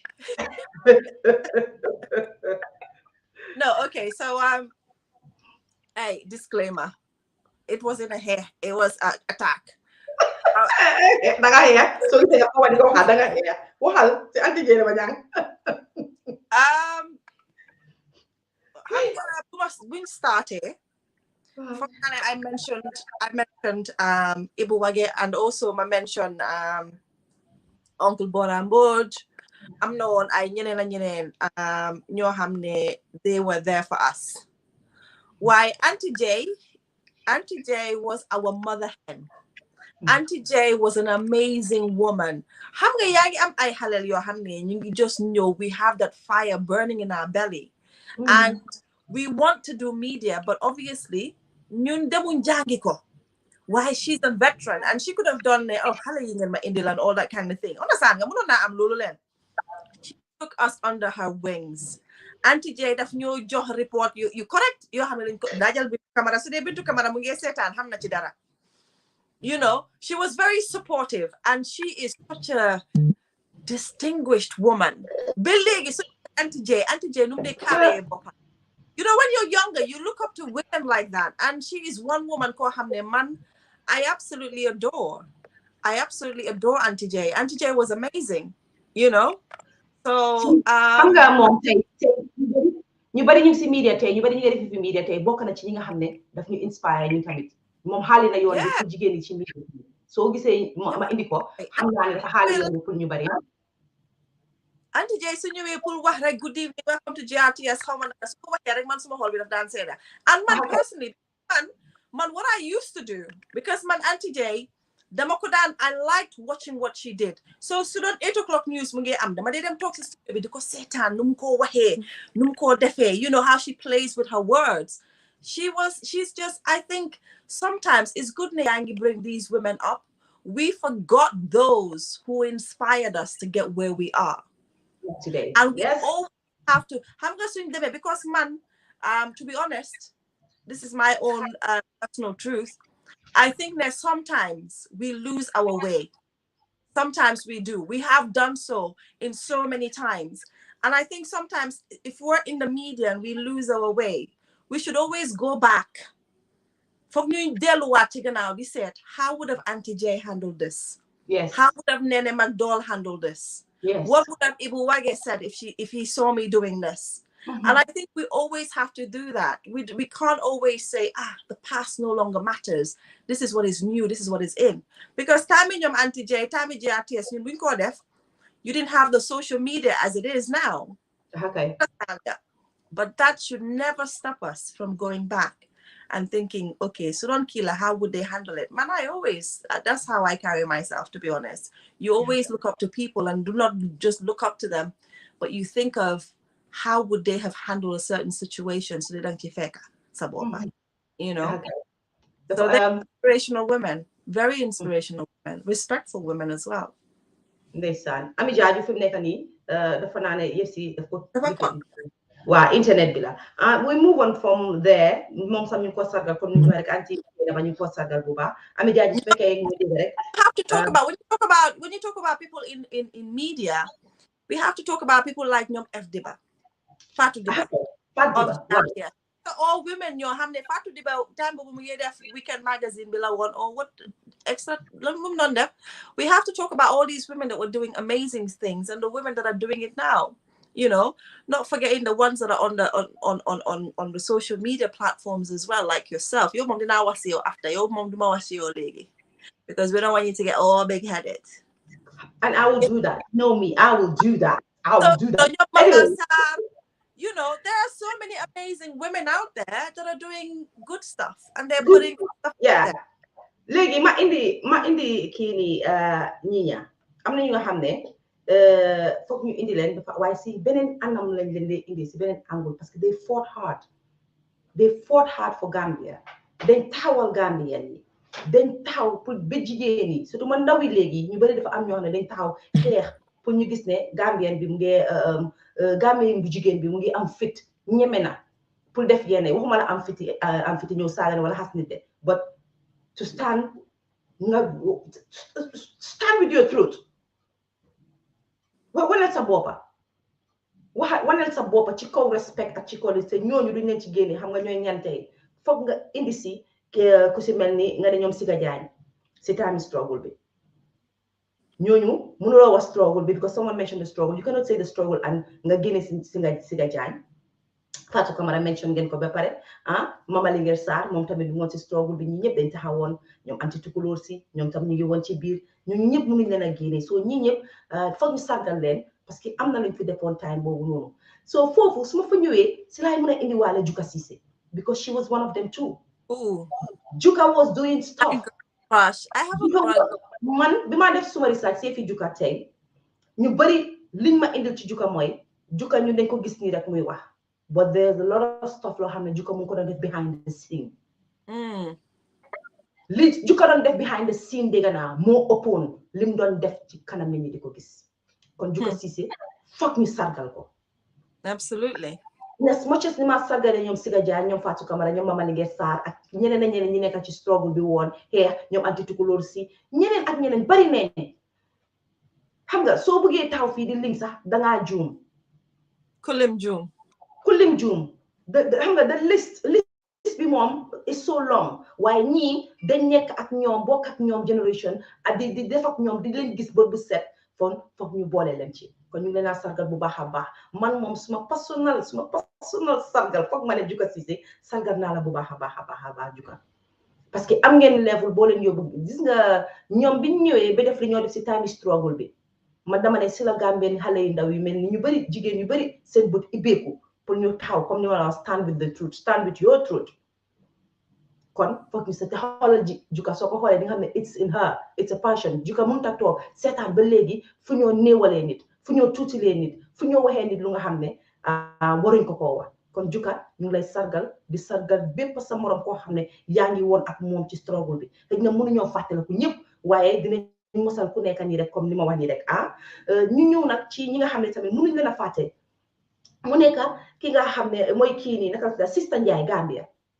Sista Ndiaye xam naa waaw Sista Ndiaye xëy na ñu bëri tey maa ngi wax duñ xam yëfi Sista Ndiaye waaye Sista Ndiaye dafa def lu bëri si industrie bi dafa def lu bëri loo xam ne nit ñu xamuñ ko kon Sista Ndiaye tam ñu ngi koy sargal ñu ngi ndeysaan Ami Jaaju xaaral ma dugalaat ko Ami ñu naa ñu ngi sargal Sista Ndiaye duñ ko fàtte ma ñëw xam nga maa ngi wax ci loyalty Nyenya Dambell ma indi fii fi Fatou Samba mu Gambia Talents TV foofu ma fa jógee ma indi suñ benn yaay bu nga xam ne ñun Gambia foog naa ñun ñëpp a ko xam tey soo déggee ñu ne ku loyal dëgg mun loo cee génne anti yam seeka saaga nañ ko xas nañ ko wax nañ ko lu nekk kooku dama ne mooy yaay ci yaay yi duma UDP bokkuma benn parti waaye dama ne mooy yaay ci yaay yi tey duma fi toog ne duma ko sargal maa sargal anti yam seeka li tax ñu koy sargal mooy nekk na ku nga xam ne fam taxaw la taxaw ba léegi musuta randu musuta xof musuta wecceeku musuta poussé benn place kon foog ñu sargal anti yam seeka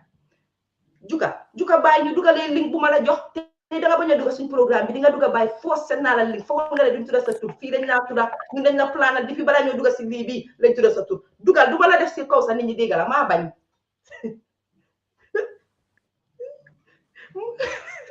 kenn de alors acca ñu ngi laa dégga ma ne ñi maa daaxa ñi ña de nga ne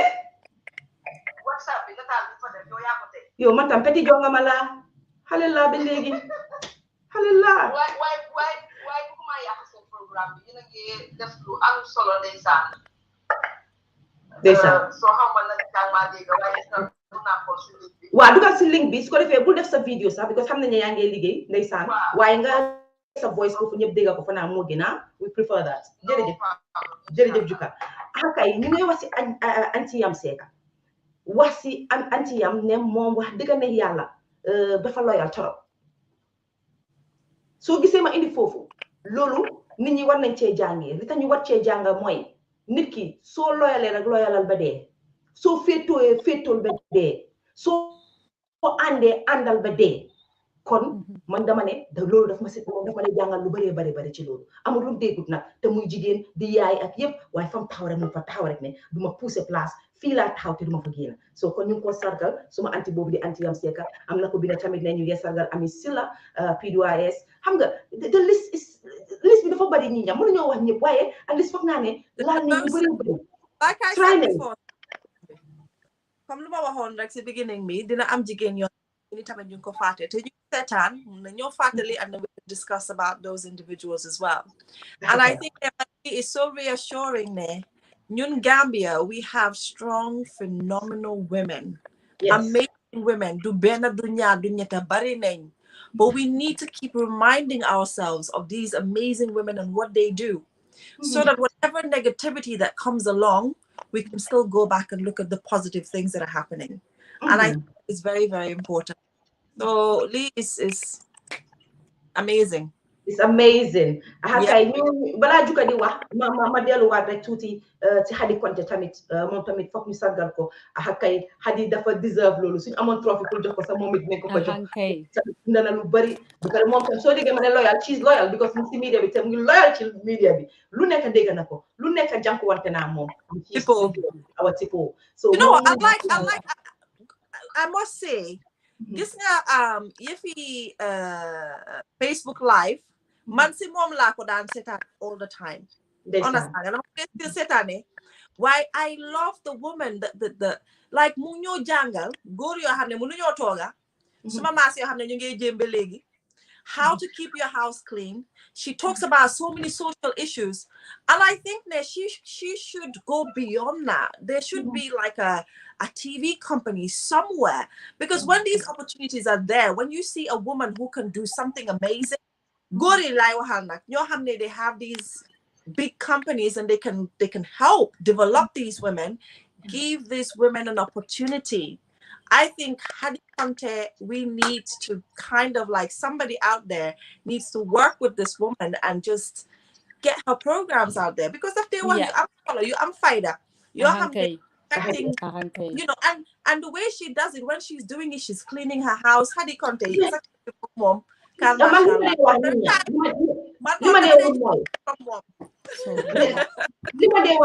When you do something with passion, that's them a long way, and you can see that it's passion for her. She loves what she's doing. So Hadi Konte, she's doing this passion la ci mom. I'm not going to Dr. Nafisa Cissé mu ne sargal ko. Sargal ko. Doguma la fokk ma wax ci Dr. Nafisa Cissé tamit. But I have to say something about Dr. Nafisa. No, because okay, so you obviously you understand Muso Media, what we do. We focus on people like this. We do documentaries, we do stories about what they do. Dr. Nafisa is somebody that we recently did a story on. And it's amazing to see how selfless that people are. Spending up to $500,000 worth of Garap Indico Gambia. Of course, it's an organization, we understand. But the fact is, she thought about that and what she does with these people. The fact them see clinic see nekafa from Super Begudi. And this is another woman, man. I always say, you know, women empower women. And Dr. Cissé is one of these other women who have empowered me too. I have told her story, but she's empowered me in the process. And I think it's just absolutely beautiful to see ne amna jigen yo xamne ñu ngi dem ci kanam de waye bayuñ ken gëna man jigen yoyu mom amazing. And Dr. Cissé is doing an amazing job with her sisters, of course, and the organization and her husband. So yeah, Dr. Cissé is absolutely worth celebrating, definitely. Okay, welcome Juga. Kon ñu may Juga waaye yow mama ga sama anti adu leet wax nañ ko fi 10 million times binal nga ñu ko million times mama anti adu bi nak xaas bi nak léegi si mama la jógee mama mu ne xaasala dala xaasatan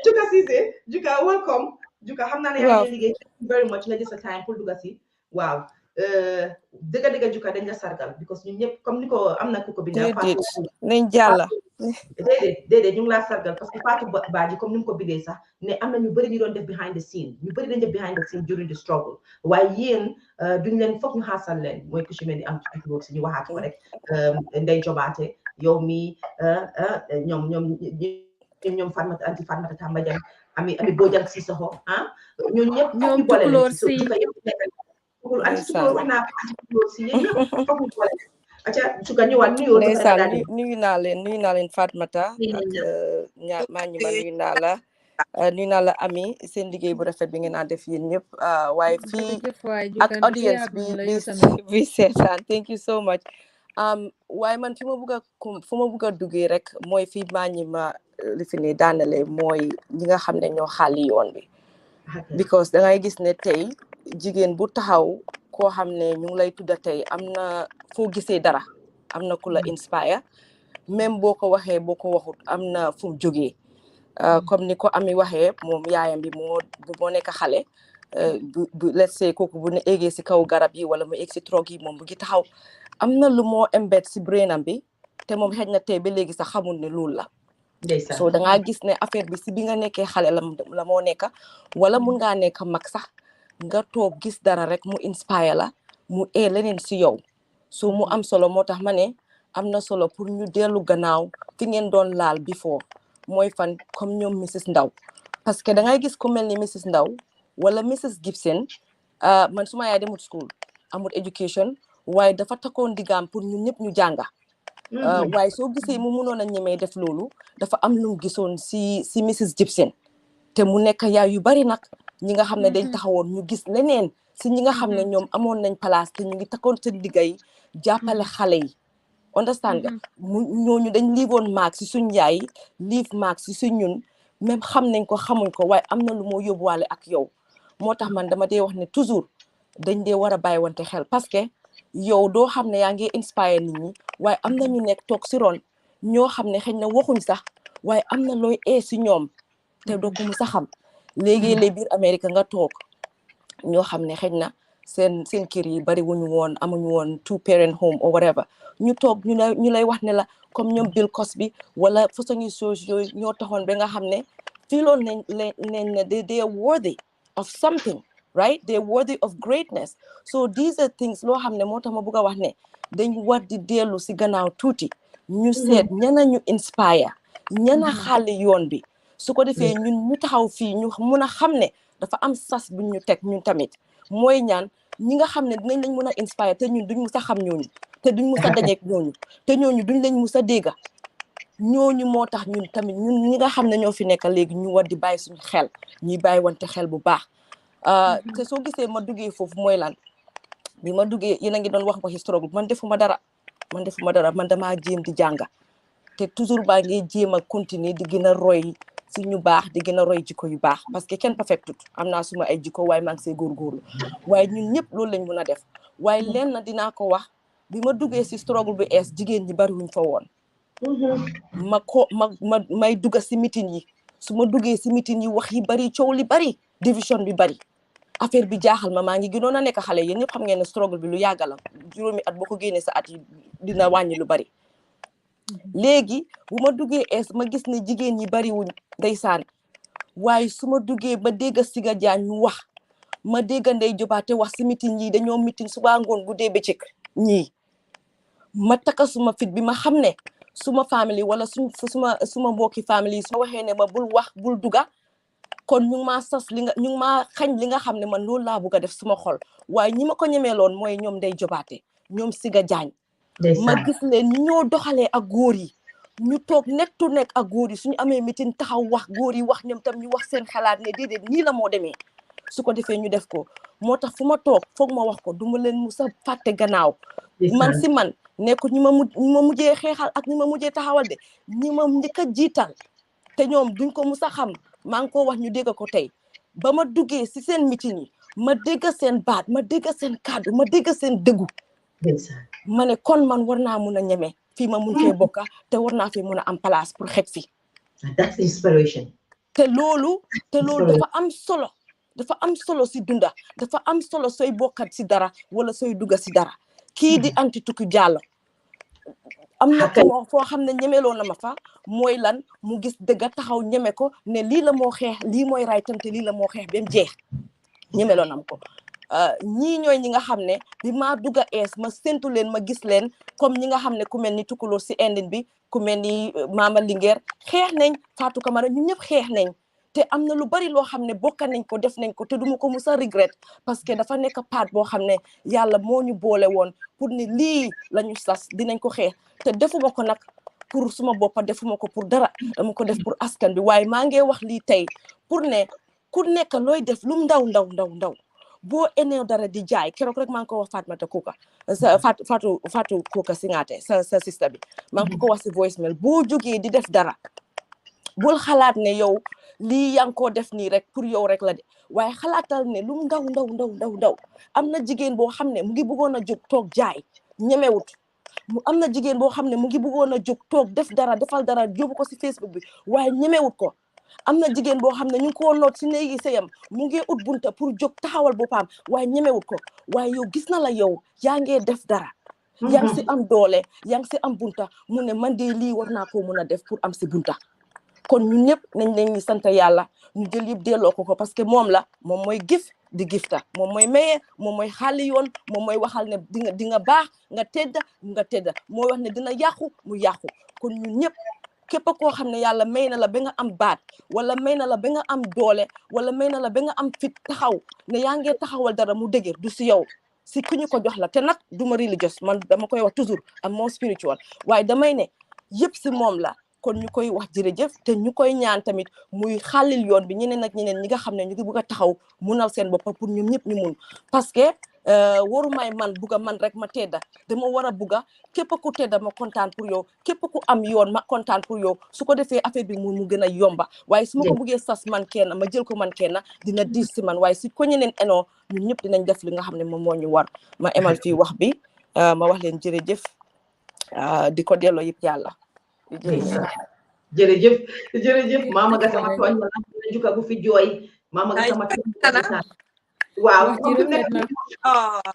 rafet am ngi émotionnel suñ ko bàyyi mu jekkali rek mu jooy fi jooy yu métti ndeysaan comme mu ko waxee struggle bi moom da ngeen xeexal ñun ñëpp ndeysaan ñu bari sax suñu ngi yow si struggle bi fanaa si lañ xam tam Aïda Bose tam mu fa def na waalam ci struggle bi ñu bari bi def seen waala xam nga tey am na ñu nga xam ne dañ feeñ am na ñu nga xam ne feeñu woon waaye ñu ngi sargal jigéen ñi fa nekkoon te feeñu woon yéen ñëpp boole nañ leen ci struggle bi ñu ngi leen a sargal bu baax a baax Nyenya Dambell ak Ami Jaaju am na ñu dugal delluwaat ci politique tuuti rek dugal sargal ñeneen ñi am na fi ñu doon waxee ci ñi nga xam ne ñu ngi def seen loxo tamit dimbale ñi nga xam ne ay jigéen lañ bi ngeen doon waxee fii aji ko ma defee trésor kooku am na fenn fu noise di jógee soo leen mënee mute ñu start di mute ci kenn di wax am na fenn fu noise di jógee ma ci kan la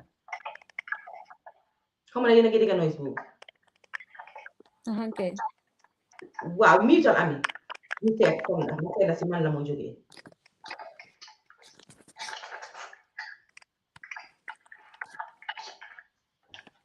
wala bàyyi ko Ami naa la mute waaw ok si Ami la doon jógee xam naa ci phone am bi la kay léegi ñu doon wax si yëpp yi ñi nga xam ne ñu ngi dimbale jigéen ñi tamit ak yooyu noonu suñ jógee si politique suñ si fàtte Rohey Malick Lowe moom tam she's an inspiration. Absolutely. The first mayoress of Banjul moom mënuñ koo génne ci loolu benn ñaareel bi li aji kuma def moom façon bi def na ko jox na jigéen ñi dem na ci marché bi fu nekk dem na fa jox na jigéen ñi boobu maa ko seede 10 millions bi maa ko seede parce que maa fa nekk fa di ko nakaal date joxe moom tamit ne na jigéen ñi génn si di liggéey moom itam am na fu mu xeexal jigéen ñi am na fu mu jàppale jigéen ñi kon Rohey Malick Lowe yow tamit ñu lay sargal di sargal Tuma Ndiaye Tuma tamit mu nekk jigéen bu strong jigéen bu powerful ñu xëy tey ñi nekk ci biir politique ñu tax ñu bëri ñemee politique tey doo si mën a génne ñu mel ni ay Tuma Ndiaye doo si mën a génne recent bi ñu mel ni comme Rohey Malick Lowe am Nena Freda Gomez ñooñu tamit ñu ci biir ñu boole si ñoom Aminata Korea mu ci biir ñu boole si Marisol ñoom Fatmata Jawara ndeysaan ci parlement ñoom tam ñu ngi si biir jigéen ñi yëpp foog ñu boole Yakumba Jeyse ñu ngi koy sargal bu baax a baax moom tamit suma sista bu baax boobu ñu ngi ko sargal bu baax waaye nag am koo xam ne tamit xaasatan ñu xaasal ko tuuti mu nekk Fatim Badji mu nekk si jamonoom si time am mu nekkoon one of the youngest minister yi boo xam ne amoon nañ ko kon Fatim Badji ma dama ko dee ooyee suma Lady Diana man dama dee wax suma Lady Diana of the Gambia te dama dee wax suma sista Holla bés dama dee wax saa yi nekk ne bés bu ñoo am ci ñu tànn ci jigéen ñi war a nekk président man de bu dekkee ci line of boobu lee xam naa ne dinaa ko tànn it parce que she's amazing dox nanka wax nanka wax affaire am daal mooy loolu suma Lady Diana suma baaji bu baax a baax she's amazing system bi tamit man system bi num tudda Aisha suma Aisha la inspirational young woman, and I think we need to say something about her as well. Because dignified. I'm on a time where I'm so na lon link on Facebook. Yeah, gonna tuti. Why the way she carried herself and she continues to do her work. Wow, she what's up? I like her. I absolutely like her. She just kept it so dignified, and she's just amazing young woman. So mommy tamit from you watch mom do definitely. Ndeysaan Fatou Badji jiitu na ma wàcc suma table soo déggee ma doon di wax ne am na koo xam ne ñoom ñaar lañ invite woon tey bés bi ñoom lañ ko jagleeloon Ami Jaaju ak Sey Touré la woon anyway xam naa mënut a dugga because that time ñu ngi doon communicate earlier ñoom ñaar la woon so Fatou Badji jël nga foofu suma gémmiñ bi wax bi Sey Touré moom dañ koy ñaanal duñ ko xaasal rek MC dañ koy ñaanal li mun yàlla bàyyee ko ak kaatanam bàyyee ko ak mun parce que li mun du ñëpp ko mun man munuma ko keneen ak keneen munu ko yéen ci fi ngeen nekk fil bi ngeen nekk yow Aji Singate something Singate mu ngi def lu Sey Touré di def something Singate kii la Aïssa Singate sorry Aïcha ko Aïcha Singate yow Ami Jaaju nga am Sey Touré fële ne you guys li ngeen a def bi am na ñu bëri mënuñ ko so Sey Touré ñu ngi laa ñaanal maanaam yow dañ la war a ñaanal parce que li nga change nga a lot of life Sey just because nga ne Mali moo tax sa benn doom boobu moo tax waaye man dama dem ba gis ne li nekkaatut Mali it's in you Sey you da nga passionate about what you're doing Sey doo dee nelaw Sey lekkaatuloo Sey naanatuloo Sey amatuloo pocket money amatuloo xaalis dugal nga ko si biir lii Sey Touré ku xamul rek xamul moo tax nit yaa ngi koo gis te Ami Jaaju wana fi lu am solo am na nit lu muy def ko pour gis leen ma de soo leen xamoon la ca gannaaw wallahi doo leen wax kon ñu ngi leen laa ñaanal Sey Touré ñu ngi laa ñaanal ci li nga liggéey nii yéen a la ci yàlla jàppale yàlla may la ci ndam te may na la ndam ba pare parce que yaa ngi ni fan nga jógee look at from where you started and where you are today ba nga am sa foundation yi boppa kon Sey sargal nañ la parce que foog ñu sargal la ku jara sargal nga so waaw maa ngi doon di wax ci politique nga maa ngi naan ne Aminata Koria bàyyi ko Fatim Badji bàyyi ko ñu ko si biir kër bi léegi nag am na ñetta ñu nga xam ne foofu la ñoo laal lu ñu xala close kenn si ñoom mooy Lobet Jallow foog ñu sargal Lobet Jallow parce que tey am na fu mu taxaw su ñoo wax xam nga ñu ngi doon di wax si jigéen yi nga xam ne ñu ngi dugal seen loxo seen biir poos yi di ko jox askan bi moom tamit dafa dugal loxoom ci biir poosam lim moom li ko nit ñi jox su fekkee jox ko su fekkee joxuñ ko it ñun gis mooy lim dugal ci biir poosam te dugal na fa xaar du tey rek daf ko yàggaa def kon foog ñu sargal ko waaye man dama ne su ma sargalee Lobet sax ma caalit damay sargal yaay Lobet anti janke dafa jàppale doomam ci li muy liggéey mu jàppale ko ba mu sës soo gisee ma indi yaay ji parce que yaay bu dañ ne fii ku fi daanu rek sa ndey la bu ma kon xam ngeen ne bu ma xut doomam de jàppale doomam su inspiration la anti janke yaa sa doom bi yëpp tamit ñu ngi leen sargal bu baax a baax parce que Lobet lim def comme ni ma wax si Sey Touré du ñëpp a ko mun parce que tey that amount of money su ma ko amoon non foog Gucci waay ma waay amoon loo doon di def dégg loolu ma la wax foog Gucci defaral ma lu nga xam ne maa ñi musu koo am keneen musu koo am ak ko ñi nga am mit nga kay so léegi ma indi leen nag kenn nag koo xam ne buñ leen ko fàtte moom tamit muy Néné Lulaan Kan Néné Lulaan Kan jar naa sargal Néné Lulaan Kan bokkoon na maa ngi fàttaliku am na mbootaay bu nga xam ne defoon nañ ko time bi nga xam ne ñu ngi dugg ci yëfi naka la ci daati di ut fond time bi yaa jëmee waree dem te bañ a dem Néné Lulaan Kan taxaw man every day mu call ma on the side duga si laa la wax si groupe bi defal nii ba pare su dul loolu am na lu bëri lu Néné def loo xam ne ñu bëri xamuñ ko behind the scene Néné mu ngi doon di génnee xaalisam lii xam naa du ko neex ma wax ko Néné daf daan yónnee xaalisam te boolewu ko woon te si box bi ñu ko doon boole di dimbale xale yi nekkoon ci booda bi pour war a dem Sénégal ak seen yaay moo tax dama ne am na lu bëri is behind the scene suñ ko doon waxal fii nit ñi tey rek kon dinañ xam ne every woman inspire na somebody every woman is a role model we are in this together we need to be celebrated every day. Nobody can celebrate us every month or every week or every year. No, we should be celebrated every day. And in order to get that, we need to start celebrating ourselves. Man, celebrate suma bopa. Because I'm not going to def lu nga xamne tamit mu fi de te dina dem ci history.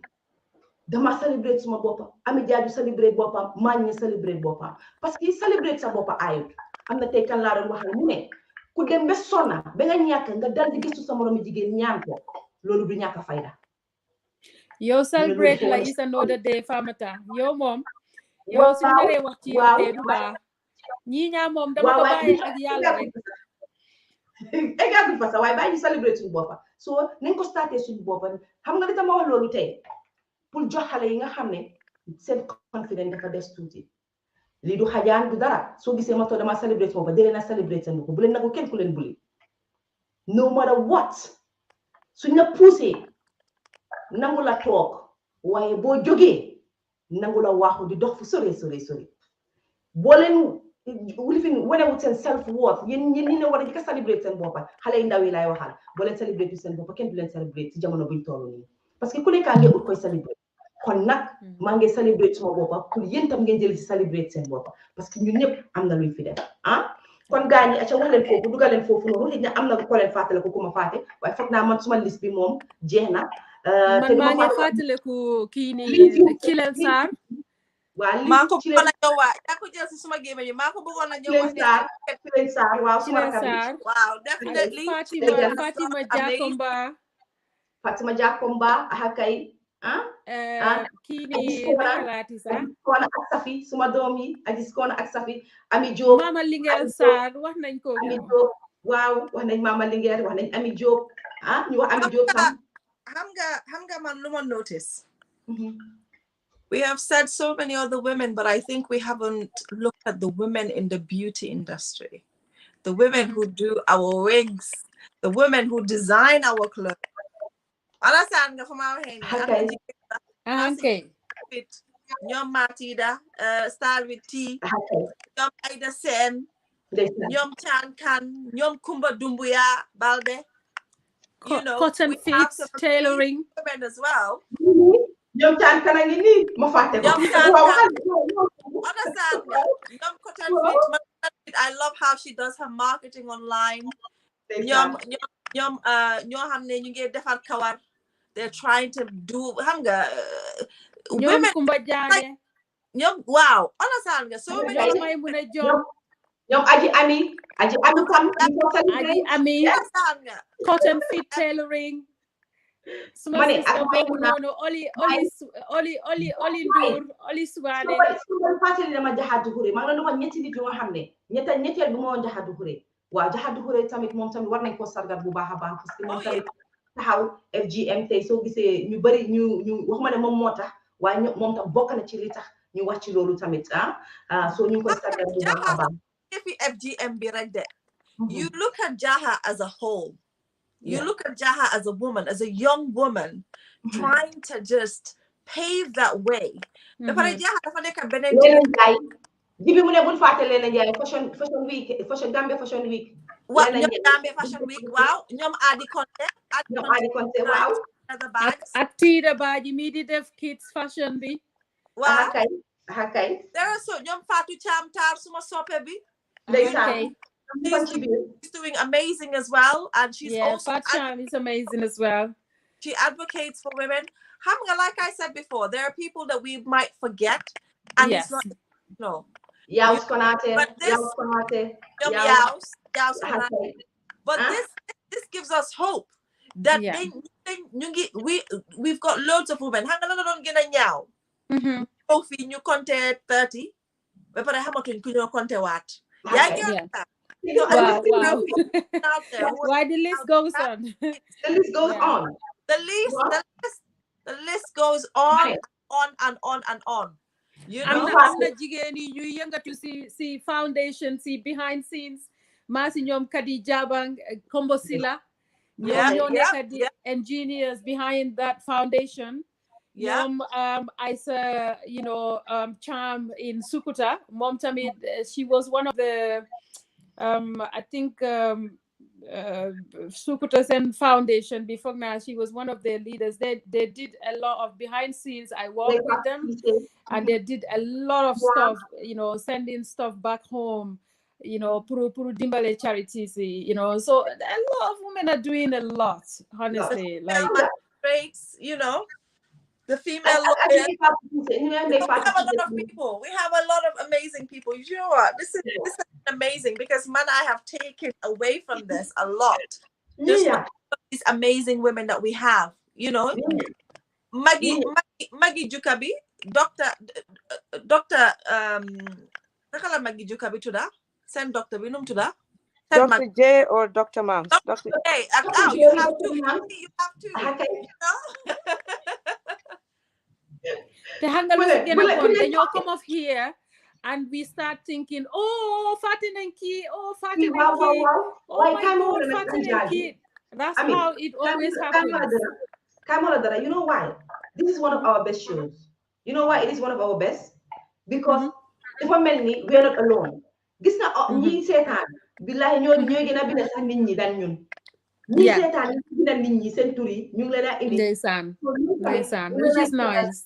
fi nekk ñu ngi leen ay sargal am na koo xam ne tam foofu indi ko bu leen ko fàtte mooy Fatou Bensouda tamit ñu ngi koo sargal moom tamit nekk na jigéen bu nga xam ne tey place am fi mu nekk noonu wallahi ba mu fa anam tey retire na ba léegi mu ngi amee new appointment am na fu ma gis ñu ko binda anti bu nga xam ne dama ko bëgg a suma biir xol bi di sargal Néné Mbaye waaye soo gisee ma ne Fatou Bensouda moom ne dafa am ñoo xam ne am liggéey yu nga xam ne liggéey yu métti la liggéey yu nga xam ne is challenging góor lañ daan expect pour ñu toog fa waaye ñoom ñu toog fa ñu jànkuwante ak lu nekk dégg nañ ko and they still carry on doing their jobs parce que dañ dee dem ba egg stage bi nga xam ne people dañ dee forget sax ne these people are there to do their jobs duma fàtte tamit docteur kii nii duma fàtte kii Aïssatou Ndiaye Seydi ak whatever the case is she has done something before so am na ñu nga xam ne foog nga indi leen si doo leen mun a fàtte parce que jigéen ñoo xam ne def nañ dara si society maama bu fi ba pare am na ñaari nit yoo nga xam ne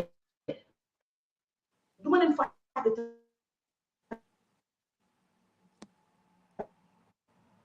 Fatmata ngi dem de waaw mu ngi dem internet am bi o xëj na dafa Fatmata dem na mu ngi doon di wax ne am na ñaari nit yoo xam ne rek fi dem daf leen waaw du leen mun a faati rek mu disappear somewhere she come back shortly waaw ñu laa dégg léegi da nga disappear woon waaye waaw Fatou Sène ak Adam Touré ñoom dañ ibbi school di jàngal xale yi jigéen yi yëfi beauty ak Fatou Cissé so duma leen faate ñoom Adam Touré ski ma ngi leen ay sargal di sargal Fatou Sène yéen ñëpp ñu ngi leen ay sargal akay yéen Aja Salon waaw léegi fi ñoo mujjee bala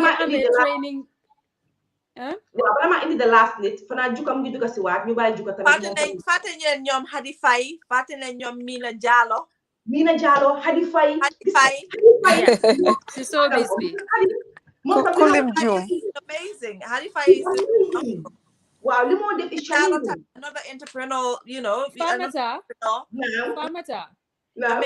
Famata waaw balaa jukka di dugal si rek may ma 1 minute man ma jaar si maa ñiña tuuti rek xam naa ne is gonna sound a bit I don't know why I just have to say something about Nyenya then man xam naa di ngeen ma jégal ma disappear tuuti because I can't put this phone down without saying something about this woman soo gisee Juka baalal ma just 1 second no demal hay man dama ñëw crash so bi dugal Nyenya jërëjëf Famata ndeysaan fu ma dooree ak Nyenya sori na ndeysaan fu ma ko njëkk a mit mooy Interface Gambia mu ñëw fekk ma foofu jógee fa nag sori wut nag ma launch suma business bi that was the decor business xale bu jigéen bi wallahi benn telephone call and she was there for me mu host my event bi without asking for a penny from there my second event bi was when I launched the second anniversary of the business te ma launchale kind of a fundraising for the charity. This woman just gave birth at that time.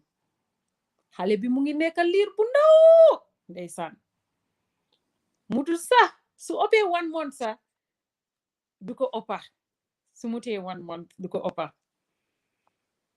mu ne ma ne I just gave birth but I can't say no to this and I can't say no to you. Famata kii dafa enu doomam bi mu àndaale ak doomam bu jigéen bi ñëw kooku toog si moto bi mu tiyal ko liiram bu ndaw boobu noonu pour Nyenya mun a host suma event. We have to say the way it is. Child Protective Services. It's not that. I'm kidding. It's not even that because Maggie Nyungfa Nyungko monitor, so yeah. It's not that. Listen. Because Koku buying Zena buying mu wait. Yeah, no, Lena mo fa nekkoon Lena ak Zena. Lena mu ngi ñëwoon waaw. Listen. So man loolu daf ma doy ba nga xamante ne I cannot express the level of how much I appreciate you, access support, and how much you believe in me, how much you encourage me, how much you empower me, how much of your time you invest to support me and believe in my journey. That to me is an empowerment tool that every woman out there needs, and you have given that to me. So I'm just going to grab this opportunity to say thank you to you and every other person out there. Kuma fa nekkaloon, kuma fa nekkal ba tey. Every single support that I had before, still having it, is valuable to me. Famate yow moom duma jaar si yow sax yow moom yow dama lay bàyyi noonu rek yow am nga sa bés yow foog nga am sa bés juka yow tamit I do I'm a fan dama la dee follow moo tax li nga wax fii nii nekk na lu am maanaa trop yow mi wax nga ne di nga nekk di def dara xëj na sax xamuloo ne fooguloo ki nga foogul ne moo la nekk di la observe mbaa muy jàng ci yow mbaa nga koy inspire fekka reach nga kooku noonu te fekka yow yëguloo ko sax so ñu ngi laa jaajëfal yow tamit foog ma jaar celebrate la juka continuer di def li nga def jërëjëf nañ continue di inspire suñ the young generation ñu create platform for them comme lu ma dee wax rek ñun we are here ñun fu mu nekk nii léegi daanaka ñun we are about to wave pour ñu bàyyee ko the youngsters yi why we have to create this solid platform for these youngsters nga xam ne ñooñu they would not come and face the challenges that we face, the level of the challenges xam nga level bi at least ñoom they can have it a little smoother than us. So let's keep going man lu may bàyyi suma few words more is that let's not give up because it's easy to say you know what xam nga la dama sonna sax I just you know what why am I even bothering you know nobody's thinking about me nobody's supporting it seems like I'm alone sometimes we feel alone that's the fact. Yeah, that's true. Yeah. But if we give up, it's going to cause more damage than anything. Legi, we think we are lonely, but we are not. There are thousands out there that we continue to inspire and they look up to us. Some of them, they would like to reach out while Mununyo reach out. They have their own reason. But it doesn't mean that nekun si sen holi mba nyom nekun si sun holi. Yeah. So let's keep pushing. We can't give up. This is for our kids. This is for the young generation. What we're doing, we're not doing it for just for ourselves. We're doing it for them, so they can be inspired. So they need. Ñun suñ give up there, then they would learn something from that because dina len teach ne ñom tamit they need to keep pushing that they don't have to give up, no matter what. Yes, Thank you, Ami. Thank you. Thank you. Dina ko emale Fatmata. Mata man ma ñëw xaw ma na di ngeen ma dalal man ma baala nañ nga dem léegi because ñun juka même a tuuti rek ma tàggatoo ak Ami kay Ami comme ni ma ko waxee rek tànnuñ la pour ne dañ la def suñ special guest yow ak Sey Touré pour caaxaan déedéet dañ leen tànn as suñ special guest because def ngeen fi lu tax tey pour ñu war leen a sargal te duñu sonna di leen sargal duñ fi wax ne amoon nañ fi moment ak yow wala keneen ak keneen ba tax duñ leen indiwaat fii pour sargal leen ñu ne we celebrate you every day Ami Jaaju we celebrate because you are a living example of why women should always stand up si seen ñaari tànkay liggéey ba dee and there is always hope kon Ami Jaaju jërëjëf today was your day you and Sey Touré yéen a moom fi even though Sey Touré nekk fi but I'm sure that she will watch this later because ku ma waxee moom waaye du tax ma ne du tax ma ne ñëwul soo léegi duñ ko ci boole déedéet waaye bés bi sa bés la tey yow yaa Sey Touré ak bépp jigéen bu fi nekk yéen ñu ngi leen ay sargal jërëjëf Ami thank you very much for coming bu ma jooyloo waat de Fatmata bu ma jooyloo de yow xam ne suma rongoñ jooy leen dama bëgg ñu xam ne du ma naka dee jooy leen parce que ñu def ne ñun benn catégorie leen maa ngi ñëw daf ma seen texte mu ne I want to cry how do I do it I want to cry I don't want to mu ngi nii waxuma la how do I do it hanga da yo waxuma la how do I do it I said I'm cry I she's making me emotional I need to learn to say things without crying I'm gonna love and leave you guys. Juka, great catching. No, thank you, Ami.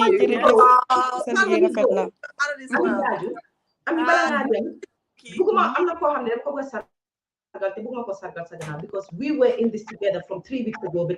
Bañ la koolee maam moom wala ne dañ la bëgg a boole si bisi si ñu sargal bi duma ko si génne mooy Anna Sarr dama ko doon reserve for after Anna dafa deserve sister Jambur yes Anna Sarr baax na Anna Sarr yaru na Anna Sarr dama ko dee wax Anna Sarr bàyyi de dem front row lu nekk bàyyi front row bi nit ñi xamee leen si front row xaana fu ñu la saagee yaa ngi front row fu ñu xasee yaa ngi front row mu ne waa bëgguma ko ma ko nettali kon Anna moom tamit ñu ngi koo sargal parce que man maa moom ak xam nga biñ laa koola yëpp ñu def lii tey duma ko ci mën a génne ci biir la bokkoon kon Anna ñu ngi laa sargal bu baax a baax nekk nga nit ku baax borom xori urus la yaa ngi téye pour saret di ñëw waaw borom xori urus la ndeysaan yaa ngi jéem pour sa Anna di ñëw rek te nit ñi xamuñ waaye yenn dañ dem ba ci biir di nga am sa moment Anna dañ la indi fii yow tamit sargal la bi nga xam ne sargal nañ na jërëjëf Ami Jaaju kon ñu bàyyi la jërëjëf leen waaye jërëjëf ladies bye bye jërëjëf thank you waaw Fatmata déedéet man dafa am foo xam nga man suma yaram bi su tàngee rek la ma dee duga dama bàyyi li may def duga yaram baa dee gën a gaaw a tàng yaram mi activiste laa am mooy problème bi waaye niñ koy waxee dafa am foo laaloon nga ne danga danga célébrer sa bopp ma ne la aha keñ danga war a célébrer sa bopp parce que am sure ne maa ñi ma dina ma seede si loolu ak ñi seetaan yëpp parce que yooyu itam yaa ngi béy sa waar Gambia ñu wax ko mu neex mu naxadi ñu bugga la bugguñ la it doesn't matter yaa ngi béy sa waar te yàgg na bi nga commencé te mic bi di dugga fu nekk di def li nga def because dangaa follow sa passion yaa xam xaalis fekk na la si yaa xam ndam fekk na la si yaa xam trophy fekk na la si yaa xam dara fekk na la si wala dara fekk waaye yaa ngi téye di góorgóorlu di béy sa waar te loolu am na loo xam ne ñun ñëpp mun nañ see jàngee dara mooy lan nit ki nga gëm sa boppa nga bugga dara nga am passion si dara mu jaral la nga dem si bem jeex doesn't matter nag yow lan moo la si fekk waaye yow as long as yaa ngi passionate about something yow gëm nga sa boppa yow war ngaa mun a def loolu si man loolu jàngeekaay la jàngat la si ñun ñëpp so yow war ngaa mun a célébrer sa boppa te ñun ñu fi toog yëpp war nañ laa mun a seedeel pour ñu célébrer la yow kuñ war a célébrer nga si Gambia ñu wax ko waxuñ ko dañ la war a célébrer loolu moo tax ma dugga te leen dafa am solo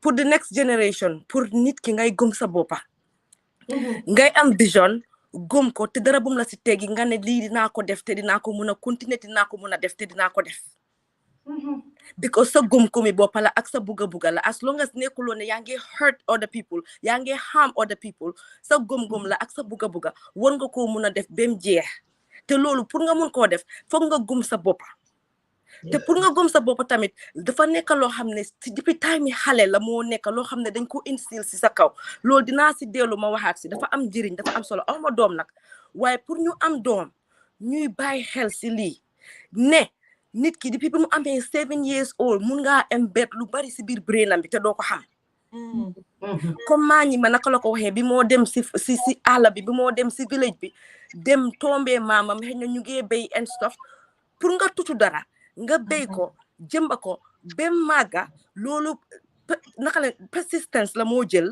perseverance tenacity loolu moo ko mun a def kon faama boo gis am na loolu yëpp te tubaab yi di ko binda di ko preach di ko jaay si bugg yi di ko wax waaye ñooñu dafa fekk ñu am ko bari loolu moo tax ma ne lu xale bi mu nekkee xale dafa am yu bari danga ko koo jàngal bi mu nekkee xale nekkul loo ko wax de déedéet man lépp loo xam ne suma yaay ak suma papa daf ma ko daan wax def ko bu ko def lu ma si du def moo si ëppa waaye li nga xam ne maa ngi koo def mu ëppa si li maa def ak ñun ñëpp mooy li nga xam ne loolu lañ daan gis embed nañ ko suñu biir yi ñu ko def moo tax ma ne képp ku si am doom nara jaral ngay jël sa doom yi léegi nga yóbbu leen si village bi loo am alel jëlal sa doom bi nga yóbbu leen si village bi pour ñu gis another life te si liñ nekk jógal nga yóbbu sa doom yi si orphanage ñu gis ñu taxaw ak ñi nga xam ne amuñ yaay amuñ papa mu wan lañ ne yow li nga am nekkul ne fa la àdduna commencé fa la em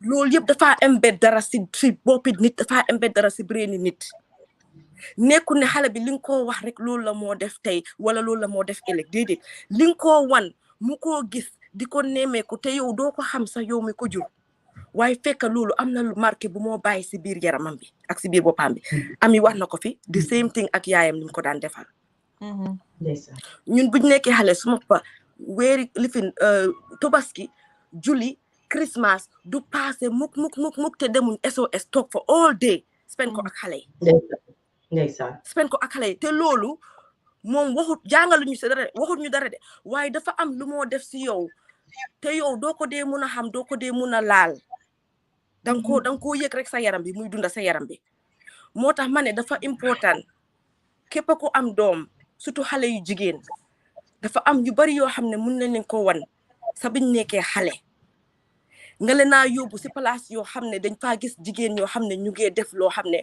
moom moo baax si àdduna bi ki nit am award show nga yóbbu fa sa ay xale doo xam lan la moo defal xale yooyu ëllëg mu ngi leen naa yokk a jom te yow doo ko xam soo si man lépp képp koo xam ne tey yaa ngi def dara te jigéen nga yaa ngi béy sa waar si biir àdduna bi am na jaar-jaari xale boo xam ne moo bàyyi marqué sa biir xel bi te muy feeñ si yow moo tax foofu lay daanele ne képp ku am doom del jël sa time léegi-léegi nga think out of the box nga think out of the ordinary nga defal ko sa doom nekkul ne li nga koo wax ak jëre bi nga koo jëndal wala yow li nga koo dóor wala li nga ko wax ne ko toogal sa buggi déedéet yóbbu ko out of yow sa box bi nga yóbbu ko feneen mu dundal leneen mu marqué si moom ma daanele foofu Fatmata ak Mañima juka amuloo morom jërëjëf moom su jëf duggee su waxee rek moo tax ma ko dee nama si suma show nag dee bugga waaw jërëjëf Juka Cissé jërëjëf yal na la yàlla fay bi na la caaw bu bëree bëri comme Mañia rek xam naa ñëw nañ ci the end of the show bii nii tey dama waxoon Mañia ñu gis nga ni ko gis ni ku tayal la dama ko waxoon ne ko 1 hour la rek mu ne ma hee Famata jëm ko mu ne ko 1 hour la rek 1 hour man maa ngi na xam ne suñ fi toogee nañ passé 1 hour yi ma bëgg a wax yëpp dinaa ko wax te du pousser place lii man naka ko mun ci moom daf ko dee wax si man ndeysaan ba tey rek maa ngi foog yooyu ma xaasal la wax dëgg ne yàlla yow ma bëggee wax sax si yow du ma fi jógee doo ko dee wax si gannaaw so wax ko ba dégg doo ko dee wax si ron wax ko taw ñi moo ñàkk a jom xaaral ma kool Melvin Roberts mi suma seed ak Ibrahima Niass mi nga ñàkk a jom yow du ma la gërëmaat sax xamoon naa ne soo bi balaa moo jeexee foofu ñu defante xamoon naa ko ah kay ndeysaan xam nga ku nekk da nga am sa support system dinaa caalit su ma toogee ne Nyenya Dambell is my only support system but she's one of my support system li tax ma wax loolu mooy moo nekk façon nit boo xam ne dangaa toog mu sense dafa xam nit nag mu xam ne hey non dama dee dugal nii live mu xool ma rek mu xam ne nekkuma faa toog rek send ma message mu ne ma I cannot watch this anymore dinaa ko wax ñëpp dégg ko mu ne I cannot watch this anymore you have to come out I don't think you are you today you're not the Fatmata that I love sweet cheeks ndeysaan foofu wax ma loolu gannaaw loolu maa ñee moo nekk koo xam ne xëy na ñu bari xamuñ loolu xëy na ñu bari xam nañ ko waaye man li ma xam ci moom lay wax su ma demee jooy ko dara dafa too strong ba dama ko ne ko yow xanaa amuloo xaar pour nga jooy ak man fekk mu ngi jooy mu nekk koo xam ne lu mun a xew maa ngi man daf ma dee delloowaat ci yàlla maa ngi ma musuma wax ak moom wallahi fii laa toog di wax musuma wax ak moom te indulu ma yàlla looloo tax ma gën koo téye parce que léegi-léegi ma defantee moom mu saf nag kenn du ko dégg kenn du ko yëg léegi-léegi nañu tongoo nag dañoo tongoo ni luñ wax duñ ko am maa moom waaye dina jékkee-jékkee dugal rek dama are you still at your corner peut-être mu dem wala mu jékkee-jékkee xam nga wala ma jékkee-jékkee kool ko ne ko are you still not talking noonu la ñoo def kenn duñu jubale kenn duñu lifi léegi-léegi mu tàngal waaye saa yu nekk mooy li ma wax rek daf ma dee indiwaat si yàlla maa ñëwaat dina ma taril saar maa ñëwaat dina ma wax lu ma seetaan li ma follow te loolu waxuma ne amul waaye jafe na nga am xarit boo xam ne du joo du bokk ci façon yooyu maa ñi moo nekk koo xam ne su ma ñëwee sa jooni dam man maa bi honest mu ne ma suñ paree xool ko baalu ko man dinaa ñëw joo kooku si yow ba pare may demaat di wax mu ne ma mais suñ paree ñu xool ko baalu ko yàlla bëggut lii ñu ngi koo joo parce que fekkee wu ko man ko gis nga yow du ma ñëwaat si yow so Nyenya I celebrate you ni ngeen maa gis ni I have problem with pronouncing words I have problem with pronunciation maa ngi would teach me dafa dem teel ma words bi di ma ko jàppal benn ma defee waxee ko nii ba nga am ko together dina ma ko wax ay ñaawalam de di ma tij di ma wan ne maa ngi primary wala tu waaye still dina ma def bi ma xam woon bi naka laa ko indee ma du suma pour wax ko so kon Nyenya Dambell tey man sumay climb I can see that you're climbing with me you're not the only one am na ñoo xam ne duñ nangu ma tudda seen tur te duñ bëgg ma tudda seen tur xam ngeen seen boppa su ma niti waa Reading yi su ma niti waa Birmingham yi yéen xam ngeen seen boppa du ma tudda xam ngeen seen boppa ñi nga xam ne da ngeen si man nekk Amérique xam ngeen seen boppa doo leen nangu ma tudda seen tur waaye nit ñi gis nañ suma interaction ak ñoom xam nañ seen boppa nii duñ ma sax pour ma tudda seen tur waaye ma nga la xaasal te dañ fi toog ak man tey maa ñi man su ma ne si ñi ma dama am ñoo xam ne dañ ma inspire suma rôle model lañ you're one of them Nyenya Dambell because you never watch me fall you have my back and I know it even though you're very naughty you annoy me most of the times but still I forgive you I love you so much bala ngaa jooy fii nag moom skip la rek fàtte wuñu maam Fatou Lopi ndeysaan Mary Lopi moom tamit def na fi lu bëree bëri jàppale nañu ci lu bëree bëri yu ma waali tam yaa ngi si biir yaa mu fay ñoom Fatima yaay Diop xam nga ñi nga xam ne ñoo dee jàpp si cultural wiki tamit maa ngi ñooñu tam ñu ngi leen a xaasal foog ñu boole leen si duma fàtte nag kenn ku nga xam ne moom tamit dafa special si man torop muy Marian Johnson I celebrate Marian Johnson Marian Johnson is one of the best si ñu nga xam ne xam naa leen wallahi she's Mama Mia because she's like a mother a sister a friend. She gives you that support that's what Marian does for you loo bëgg rek si àddina soo ko bëggee rek soo ko waxee Marian rek she makes it happen when I go to Marian's house dama faa toog Marian dafa nekk jaabati dama ko ñëw su lu doon des rek mooy Marian jàpp suma noppay kàtta ko pour ne ma kaay nga lekka parce que she will force you to eat kon Marian Johnson yow tam ñu ngi lay sargal man nag xam naa jot na fu ñuy tàggatoo waaye duma mën a sargalaate nag te bàyyi samay mbokk parce que foog ma sargal sumay mbokk suñ ma laajee ki kan mooy sa inspiration of course kan laa njëkk a wax sumay mbokk rek laay wax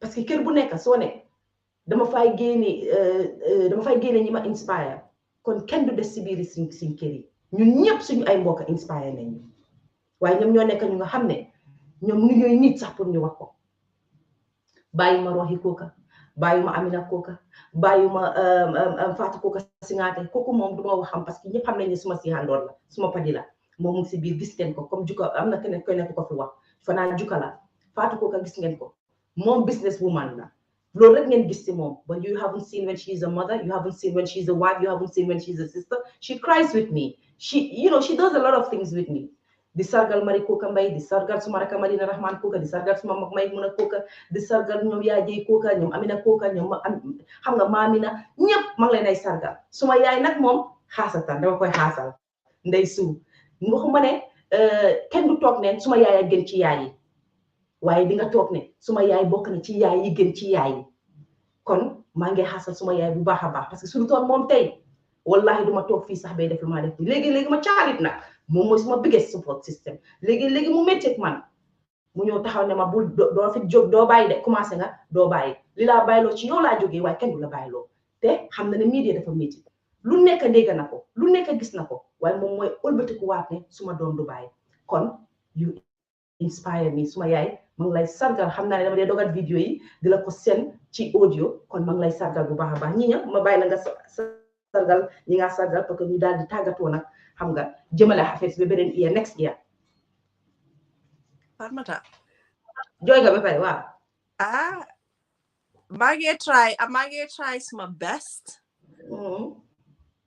pour bu ma get very emotional yow xam nga ne man I'm not an emotional person xol bi moom ko waxee but I control my emotions. su jooyee rek jooy na nag su jooyee rek dama dee jooy man dama dee jaxasoo su jooyee Fatmata, you know, as women, we stand on very strong shoulders of another woman. Mun naa nekk suñ yaay, mun naa nekk suñ xarit, mun naa nekk a family member, mun naa nekk nit koo xam ne xëy na démba rek lañ tasee moom mu dimbale ñu si dara. And that is what growth is about. Man, it's amazing when people say all of these things about me. Why, Damade Fogne, there is so much more to do. Damade Fogne, yes, we keep giving back. We have to keep giving back. But there's so much more work to do. Fatmata, yo, I respect you a lot. A lot. Yes, sir. I respect you because of behind the scenes. Hamga Mandak, I know certain things that we go through together, certain things that you say to me. And sometimes they feel like people don't really know you. They don't really know the true humanity that is in you. Yo ban fasong init nga men. Falmata, you are the most genuine, one of the most genuine people I know. What you see is what you get. Honestly speaking. And I absolutely love that. Sometimes you can be a pain in my behind, but you are the most genuine person that I know. You're hardworking. You're all about your kids. You're passionate about what you do. No matter what has been you've had to go through in your life, you still keep going. I respect you and I salute you. Your hunger reasons, so many reasons. Lutahyo, you're just so close to my heart. Hunger before because Delon Nasen Santa Bituti Lolo Mota. And I think people don't understand that it's beyond that for me and you. It has nothing to do with Kokabi or whatever. No. It's more to do with you as an individual and you as a person. Keep doing what you're doing, Fatmata. Keep believing in what you're doing because you inspire a lot of people. A lot of people love you. And I'm not going to hear I go in with my preaching. But you don't be sallallahu alaihi wasallam sa dañ daan wax ci moom te dañ ko daan sonal understand nga so nit ku baax rek la nit ñi day sonal either because they depend on you or because they see something in you that they want that they can't have. And I think you are doing amazing. Keep doing what you're doing. Xam nga ne man, I will always support you. Definitely. 100% for sure. Man nag ñu ma sargal ñoo xam ne la ñoom laa bëgg a sargal. First of all, suma yaay, you know, most people, every person ku nekk dang dee wone suma yaay. Why man, Nyenya Dambell is who she is as a woman because of who my mother is as a woman. I stand on a very strong shoulder, which is Sumayai. And she yeah.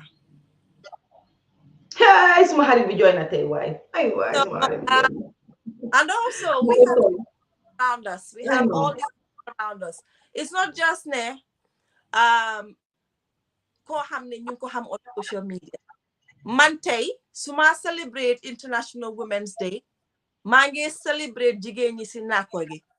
Mange celebrate jigéen ñoo xam ne ñu ngi sey yaa ngi metti waaye ñu ngi téye rek ndik seen doom yi. Mange celebrate jigéen ñoo xam ne ñu ngi jaay ci tali bi di teg seen little vegetables di ko jaay pour mun a dem feed seen doom yi. Mange celebrate jigéen ñoo xam ne no matter what happens, they will stand strong and firm by their sister's side and be ready to cook their fall. So it can be anyone from any walk of life. I celebrate them, I salute them, and I support them. So gise ami bachili, lega mane ami bachili. So gise ami jaku, mamuna joke, Muoma, and I just had a baby because I knew that at that point she needed me and I had to be there. And she would do the same thing for me. If we do that for each other, come and see how we flourish and become inspirational women, and no woman will ever be left behind. We need to respect each other. We need to support each other, and we need to stop bringing each other down. As women, we need to inspire and motivate. And whenever we see our sister is falling, let's rush to cushion her fall. Don't kick her down. Absolutely not. Respect is important. And this is how, when we celebrate International Women's Day or month, men would listen, because they would see that together we're standing united and nothing is going to divide us. So Manmange, thank you to the people who took their time to listen to this program, to contribute, the ones that we have forgotten to mention, the ones that we have mentioned. Buken Fogne, it stops here. We will continue to celebrate. We will continue to do amazing things. We will continue to be the nurturers that we're supposed to be. Nothing is going to stop a woman as long as she has her sister by her side. So let's always, always have each other's back. That is what is important. It's not just about you succeeding, Fatmata, you moving forward. It's not just about somebody else moving forward. We are leaving no other woman behind. Inshallah. Together we're going to do this. Ahakay jërëjëf Nyenya Dambell jërëjëf loolu neena Mama Gassama mo doon di call boobu léegi dafa bëgg a wax xam naa moom ci lu bëgg a wax si yëpp waaye anyways mooy li ma wax rek sama ay xarit moom du ma leen sargal tey ñoom xam nañ fi ma toll ci ñoom Mama aca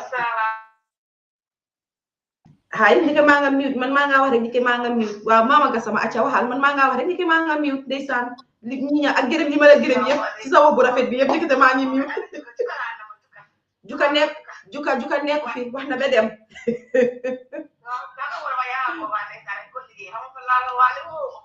yaa ko tooñ ñu ngi fi Mama naka what I guess maam naka nga def yaa ngi yow alhamdulillah okay yéen daal yéen a ngi celebrate di waaye xam naa ne yéen dañu war a gën a celebrate ndeysaan because gis nañ lu rafet yi ngeen nekkee di def ci Facebook bi. Thank you so much. seen liggéey rafet na masha Allah. ndeysaan jërëjëf my husband nag sama mag sama sister sama yëpp ndeysaan mama da nga nekk ku baax a baax wax dëgg wala xamee benn tey musuma laa dégg si dara lu ñaaw saa yoo tiyee su ma ne la bàyyil te maa gën a ndaw ci ni ngay dema waaye saa yoo tiyee su ma ne la bàyyil da ngay bàyyi ndeysaan musuma laa ñaan teraanga benn yoon nga bañal ndeysaan yaa baax rek ak yàlla rek lay wax te man kee nag may tira si suma baana yaa baax waaw Fama da nekk nga nit koo xam ne la wax bu ñaaw sa bëgguloo man mun naa la koo seetle ndaxte man damaa wax a yow suba damaa wax a yow guddi ndeysaan musuma gis nga teg lu ñaaw si dere nit kon yow sargal la war na nit ku baax nga nit ku set xol nga nit ku éenee nit nga te nit ku dee xajaanee nit nga ndeysaan maa ngaa ñaanal sa tuut tànk noonu yéen na si yàlla defar allahumma amiin yow bokk nañ laa célébré ndaxte nit ku baax nga ak yooyu noonu waaye na yow mënoo bon doo rafet ba pare bon waaye maa ngaa ñaanal ko defal ak wér amiin yal na la yàlla bàyyee ñi ñaan amiin kan déedéet kan dama amiin jëlaat naa ko baax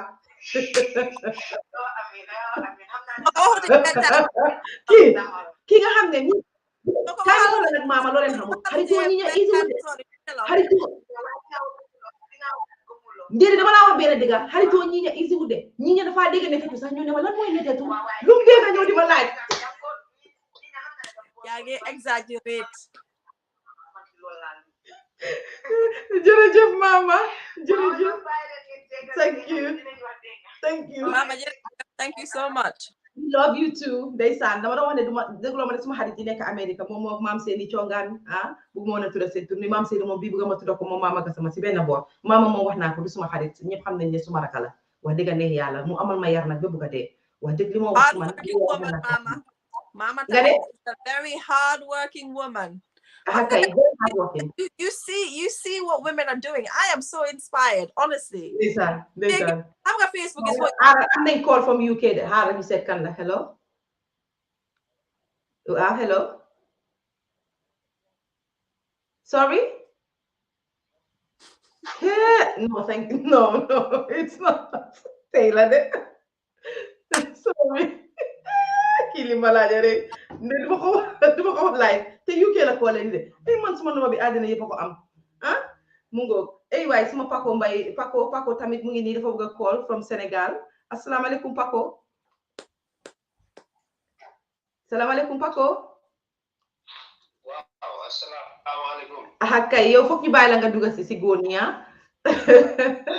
ñu fi nuy nañ la bu baax fay nañ la ziar nañ la. Yàlla nangu. Waaw. Day moom bu bésu toll nii bu amee rek te dugguñu sargal. Kay. Yaakaar naa ne dafa mel ne duñu gor. Ndeysaan wax dëgg. ñu invité boobu noonu vraiment intervention bu rafet na. Mooy Ami Jaaju ndeysaan. Voilà, c'est ça. Ak ci sa co-débatteur bi ki nga nekkal noonu ci plateau. Suma co-débatteur bi mu ngi nii maa Nyenya Dambell suma co-débatteur bi. Waaw. Kii duma ko indi waat de teel a am. saa su nekk dee leen felloo foofu noonu parce que intervention am na solo. Torop macha allah. léegi may bëgg a wax ci lu gàtt rek di sargal jigéen ñëpp. Ndeysaan. jigéenu àdduna bi yëpp rawatina jigéenu Gambien yi rawatina jigéenu Sénégal. pour wax ne la ne am na jigéen ñoo xam ne vraiment seen taxawaay dafa doon taxawaay bu am solo boo xam ne. bu lu mel ni amee war nañ mën a taxaw ñu mën a taxaw def témoignage. def témoignage parce que lu tax ñu war a mën a def témoignage parce que dund bi ñun ñoo ko bokk. entre góor la entre jigéen la léeg-léeg lu naqari dina jóge ci ñun dem ci yéen léeg-léeg doon sens contraire. kon donc jigéen doon na loo xam ne tey jii nii dañ leen war a jàppale. dañ leen war a protéger ba nga xam ne tey jii nii pour àdduna bi mën a jëm kanam. tey remarqué naa ni fi ñu toll nii àdduna bi boo xoolee jigéen ñi ñoo ko yor. waxati ko de. ay entreprise yoo xam ne ñoom ñoo koy créer di ko réussir nekk ay position yoo xam ne ay position yu baax la yoo xam ne tey jii nii man gëm naa ni góor ñi nga xam ne seen xel dafa sell seen xel dafa rafet. soxore wuñ leen ko. yàlla xam na ni yéene nañ leen ko. gis nga góor ñi dañoo daw ba dee bu fekkee góor bi nga xam ne tey jii nii xol bi lu set mu ngi ci xam na lan mooy valeur jigéen. doo gisu góor ma ni kooku war naa mën a xool lu jigéen am wala mu mottali ko alal jigéen. xam nga loolu tam mën naa yéen ngeen bàyyi ci xel. xëy na tamit am na ci góor yoo xam ne seen position baaxul mais gis nga jigéen ñi tey jii nii. man li ma gëm man mooy ngeen amatul woon ci àdduna bi. bari tamit Sëriñ Bamba ma yëg ci immeuble xam. Ndeysaan. leer laa lay wax. dëgg la. seen taxawaay yow moom du mën a gërëm quoi yow moom. non yaakaar naa ni. vraiment taxaw di wax si yow sax mooy ni géej am na ndox. waaw parce que sa position rafet na. ndeysaan. da nga baax. nga assumé xam nga te ragaloo ci dara métti na li ci xew yi gis nañ ko mais teewul position bi nga taxaw noonu yow foofu nga war a mën a taxawee parce que am na li ñoo xam ne tey jii nii ñu ngi lay déglu man bañ naa ko ba Sénégal émission bi muy commencé di yëguma ko sama xarit yi ñoo ma wax ne ma sa copine bi mu ngi laaj dama ko dugg. Ndeysaan dëgg la.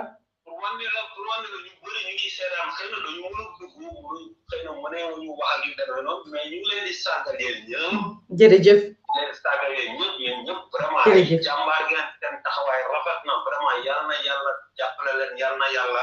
amiin taxawu leen. amiin jërëjëf yow tam ku baax nga yal na la yàlla fay merci. Thank you. Merci. Okay. Nyenya, my friend, my Paddy, I think we have come to the end of the show. Thank you so much for having me. Honestly, it's been amazing. No, you're not going yet. You're not going yet, love. I just want to tell the people who haven't followed us yet to go and follow us on Muso Media House and watch some documentaries on there and stuff like that. We're telling stories, so we want them to be a part of it. Yeah. Say that again. If I don't break, what happened? Don't break. No, Mane, thank you so much for having me.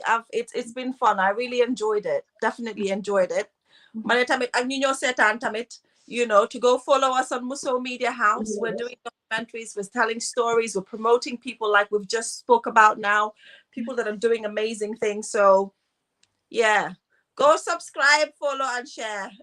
That's right. Subscribe, follow, and share. Muso Media House, ñu ngi Instagram, ñu ngi si Facebook bi, ñu ngi YouTube, ñu ngi si TikTok bi. So follow and share. Like together, comme ni ko ñu ñëw rek, together we can grow. So ñun suñ pushé rek dinañ dem. Man lu ma believe mooy if Nyenya is pushing for me, I should push for her. Because at the end of the day, dinañ fàttaliku ne benn audience dañ am. Gambien bi dañ tuuti bariwuñ. So ñun ñëpp mën nañoo benefit from every other Gambian. So the only way we can do it is by pushing each other. I'm not yaakaar ne dafa yàgg rek waaye dina am. Nyenya am na ko xam ne mention naa ko dama ne ci ending bi lañ koy indi mooy suñu first lady bi foog ñu sargal ko mooy Fatoumata Bah Barrow moom waaw duñ doon mën a def show bi ba mu jeex te duñ ko sargal parce que nekk jabari président rek nekk na lu métti te gaab dafa amoon suñ président bi force one bi amoon na ay jabari Gambien ñëpp appreciate leen kay ba pare nag gaab am ñu am jabar bu nga xam ne du woon Gambien waaye léegi yàlla indi ñu ki nga xam ne Gambien la ñu xam Gambien society bi naka la fa taajoo lu nekk dina ko dégg lu nekk dina ko gis dina nekk jànk wante ak moom mu nekk nag force lady bu strong nag lu nit ñi xamul mu nekk bu strong parce que ak nu mun a demee yëpp duñ koy gis mu wax wala duñ koy def tey mënoon na ko su ko neexee parce que am na yeneen force lady yu ko lay def waaye defee wut noonu she still kept herself together mu ngi noppi ay mbokkam a ngi noppi kenn du xam sax ko ay ñan ñooy ay mbokkam ak yëpp te mënoon nañ fay def naka si du noonu kon ñu ngi koy sargal parce que jar naa sargal parce que nit ñi li ñuy gis ci kaw rek la ñuy gis ci kaw am na loo xam ne mu ci suuf te duñ koy gis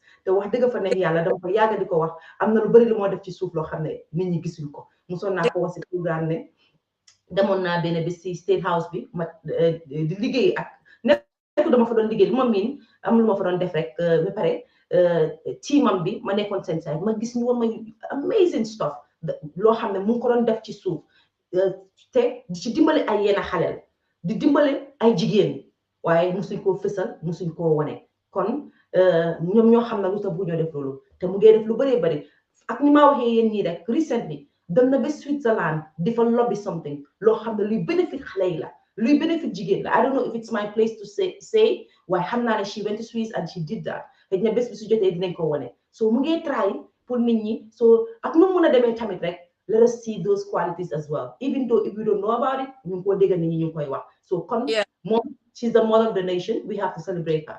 Yes, it's not just because she's the mother of the nation. With everything with with everything we do in life comes growth.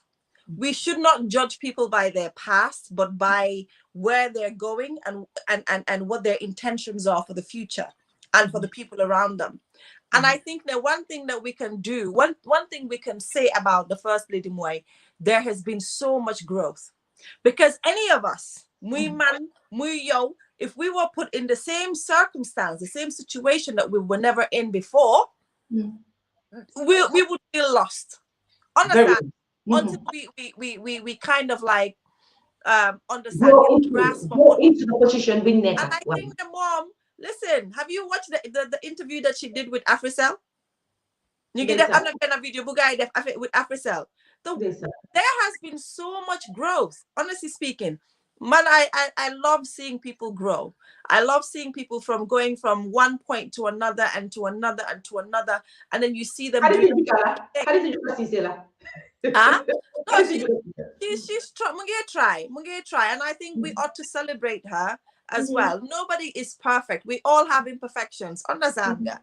So I think that we have to listen to constructive criticism, and we need to take from that and grow. And I think hopefully that's the situation with her. But it's amazing. Switzerland, when it comes to service to the nation, she's very serious about that. That one I know from a personal point of view. But she's very serious about that. So she's doing amazing stuff, you know.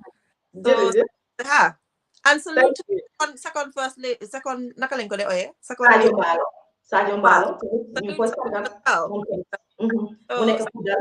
nekk ku dal nekk ku baax moom tamit man xaw ma ko personally waaye according to people mu nekk ku dal nekk ku baax koo xam ne moom itamit wax nanka dox nanka li mooy def yëpp ci nanka la koy defee moom tam ñu koy sargal bu baax a baax bàyyi ko ci benn yoon kon gaa ñi foog naa ne fii lañ mun a emale show bi xanaa di leen dig dajee ba beneen yoon ndeysaan ñi ña ma ngi lay jégalu wax naa la ne doo fi toog more than 1 hour tey li ma am ci yow su paree nag pare wu de lii ñu ko jekkale ji si gannaaw dina ma xasa ba ma bugg a dee tey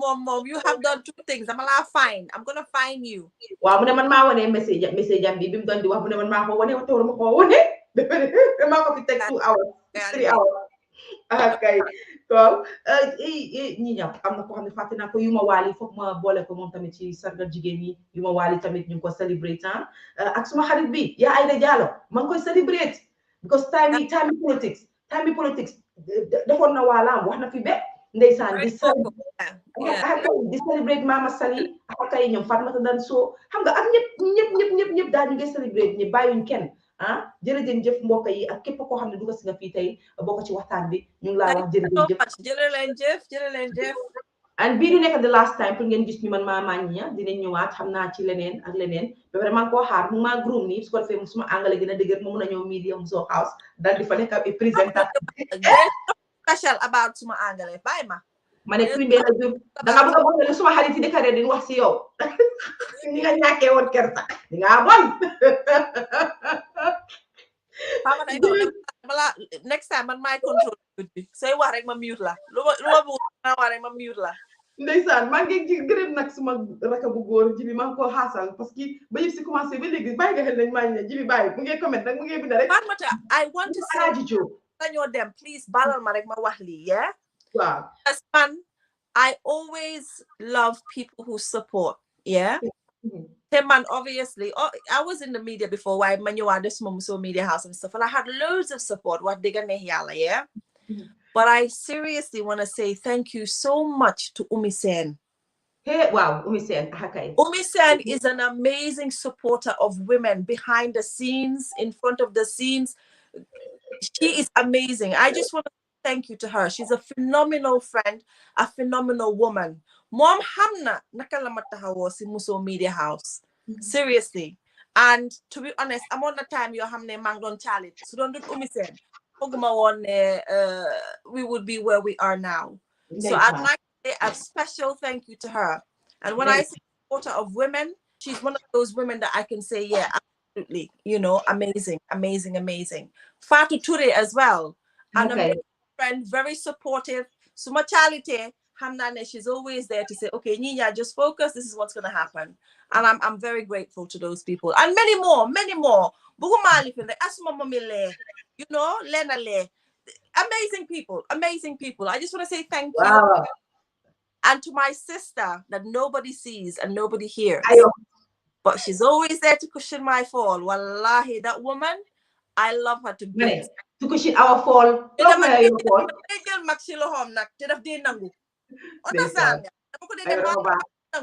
So Ayo is amazing. I just want to say I love her plenty. She's my angel. And the people who are watching, you guys are amazing. The support is incredible. Thank you so much. And don't forget to buy your waist trainers. The best in the business at the moment. Snatch it. Snatched. All these yummy mummies that mom, keep it snatched. You don't need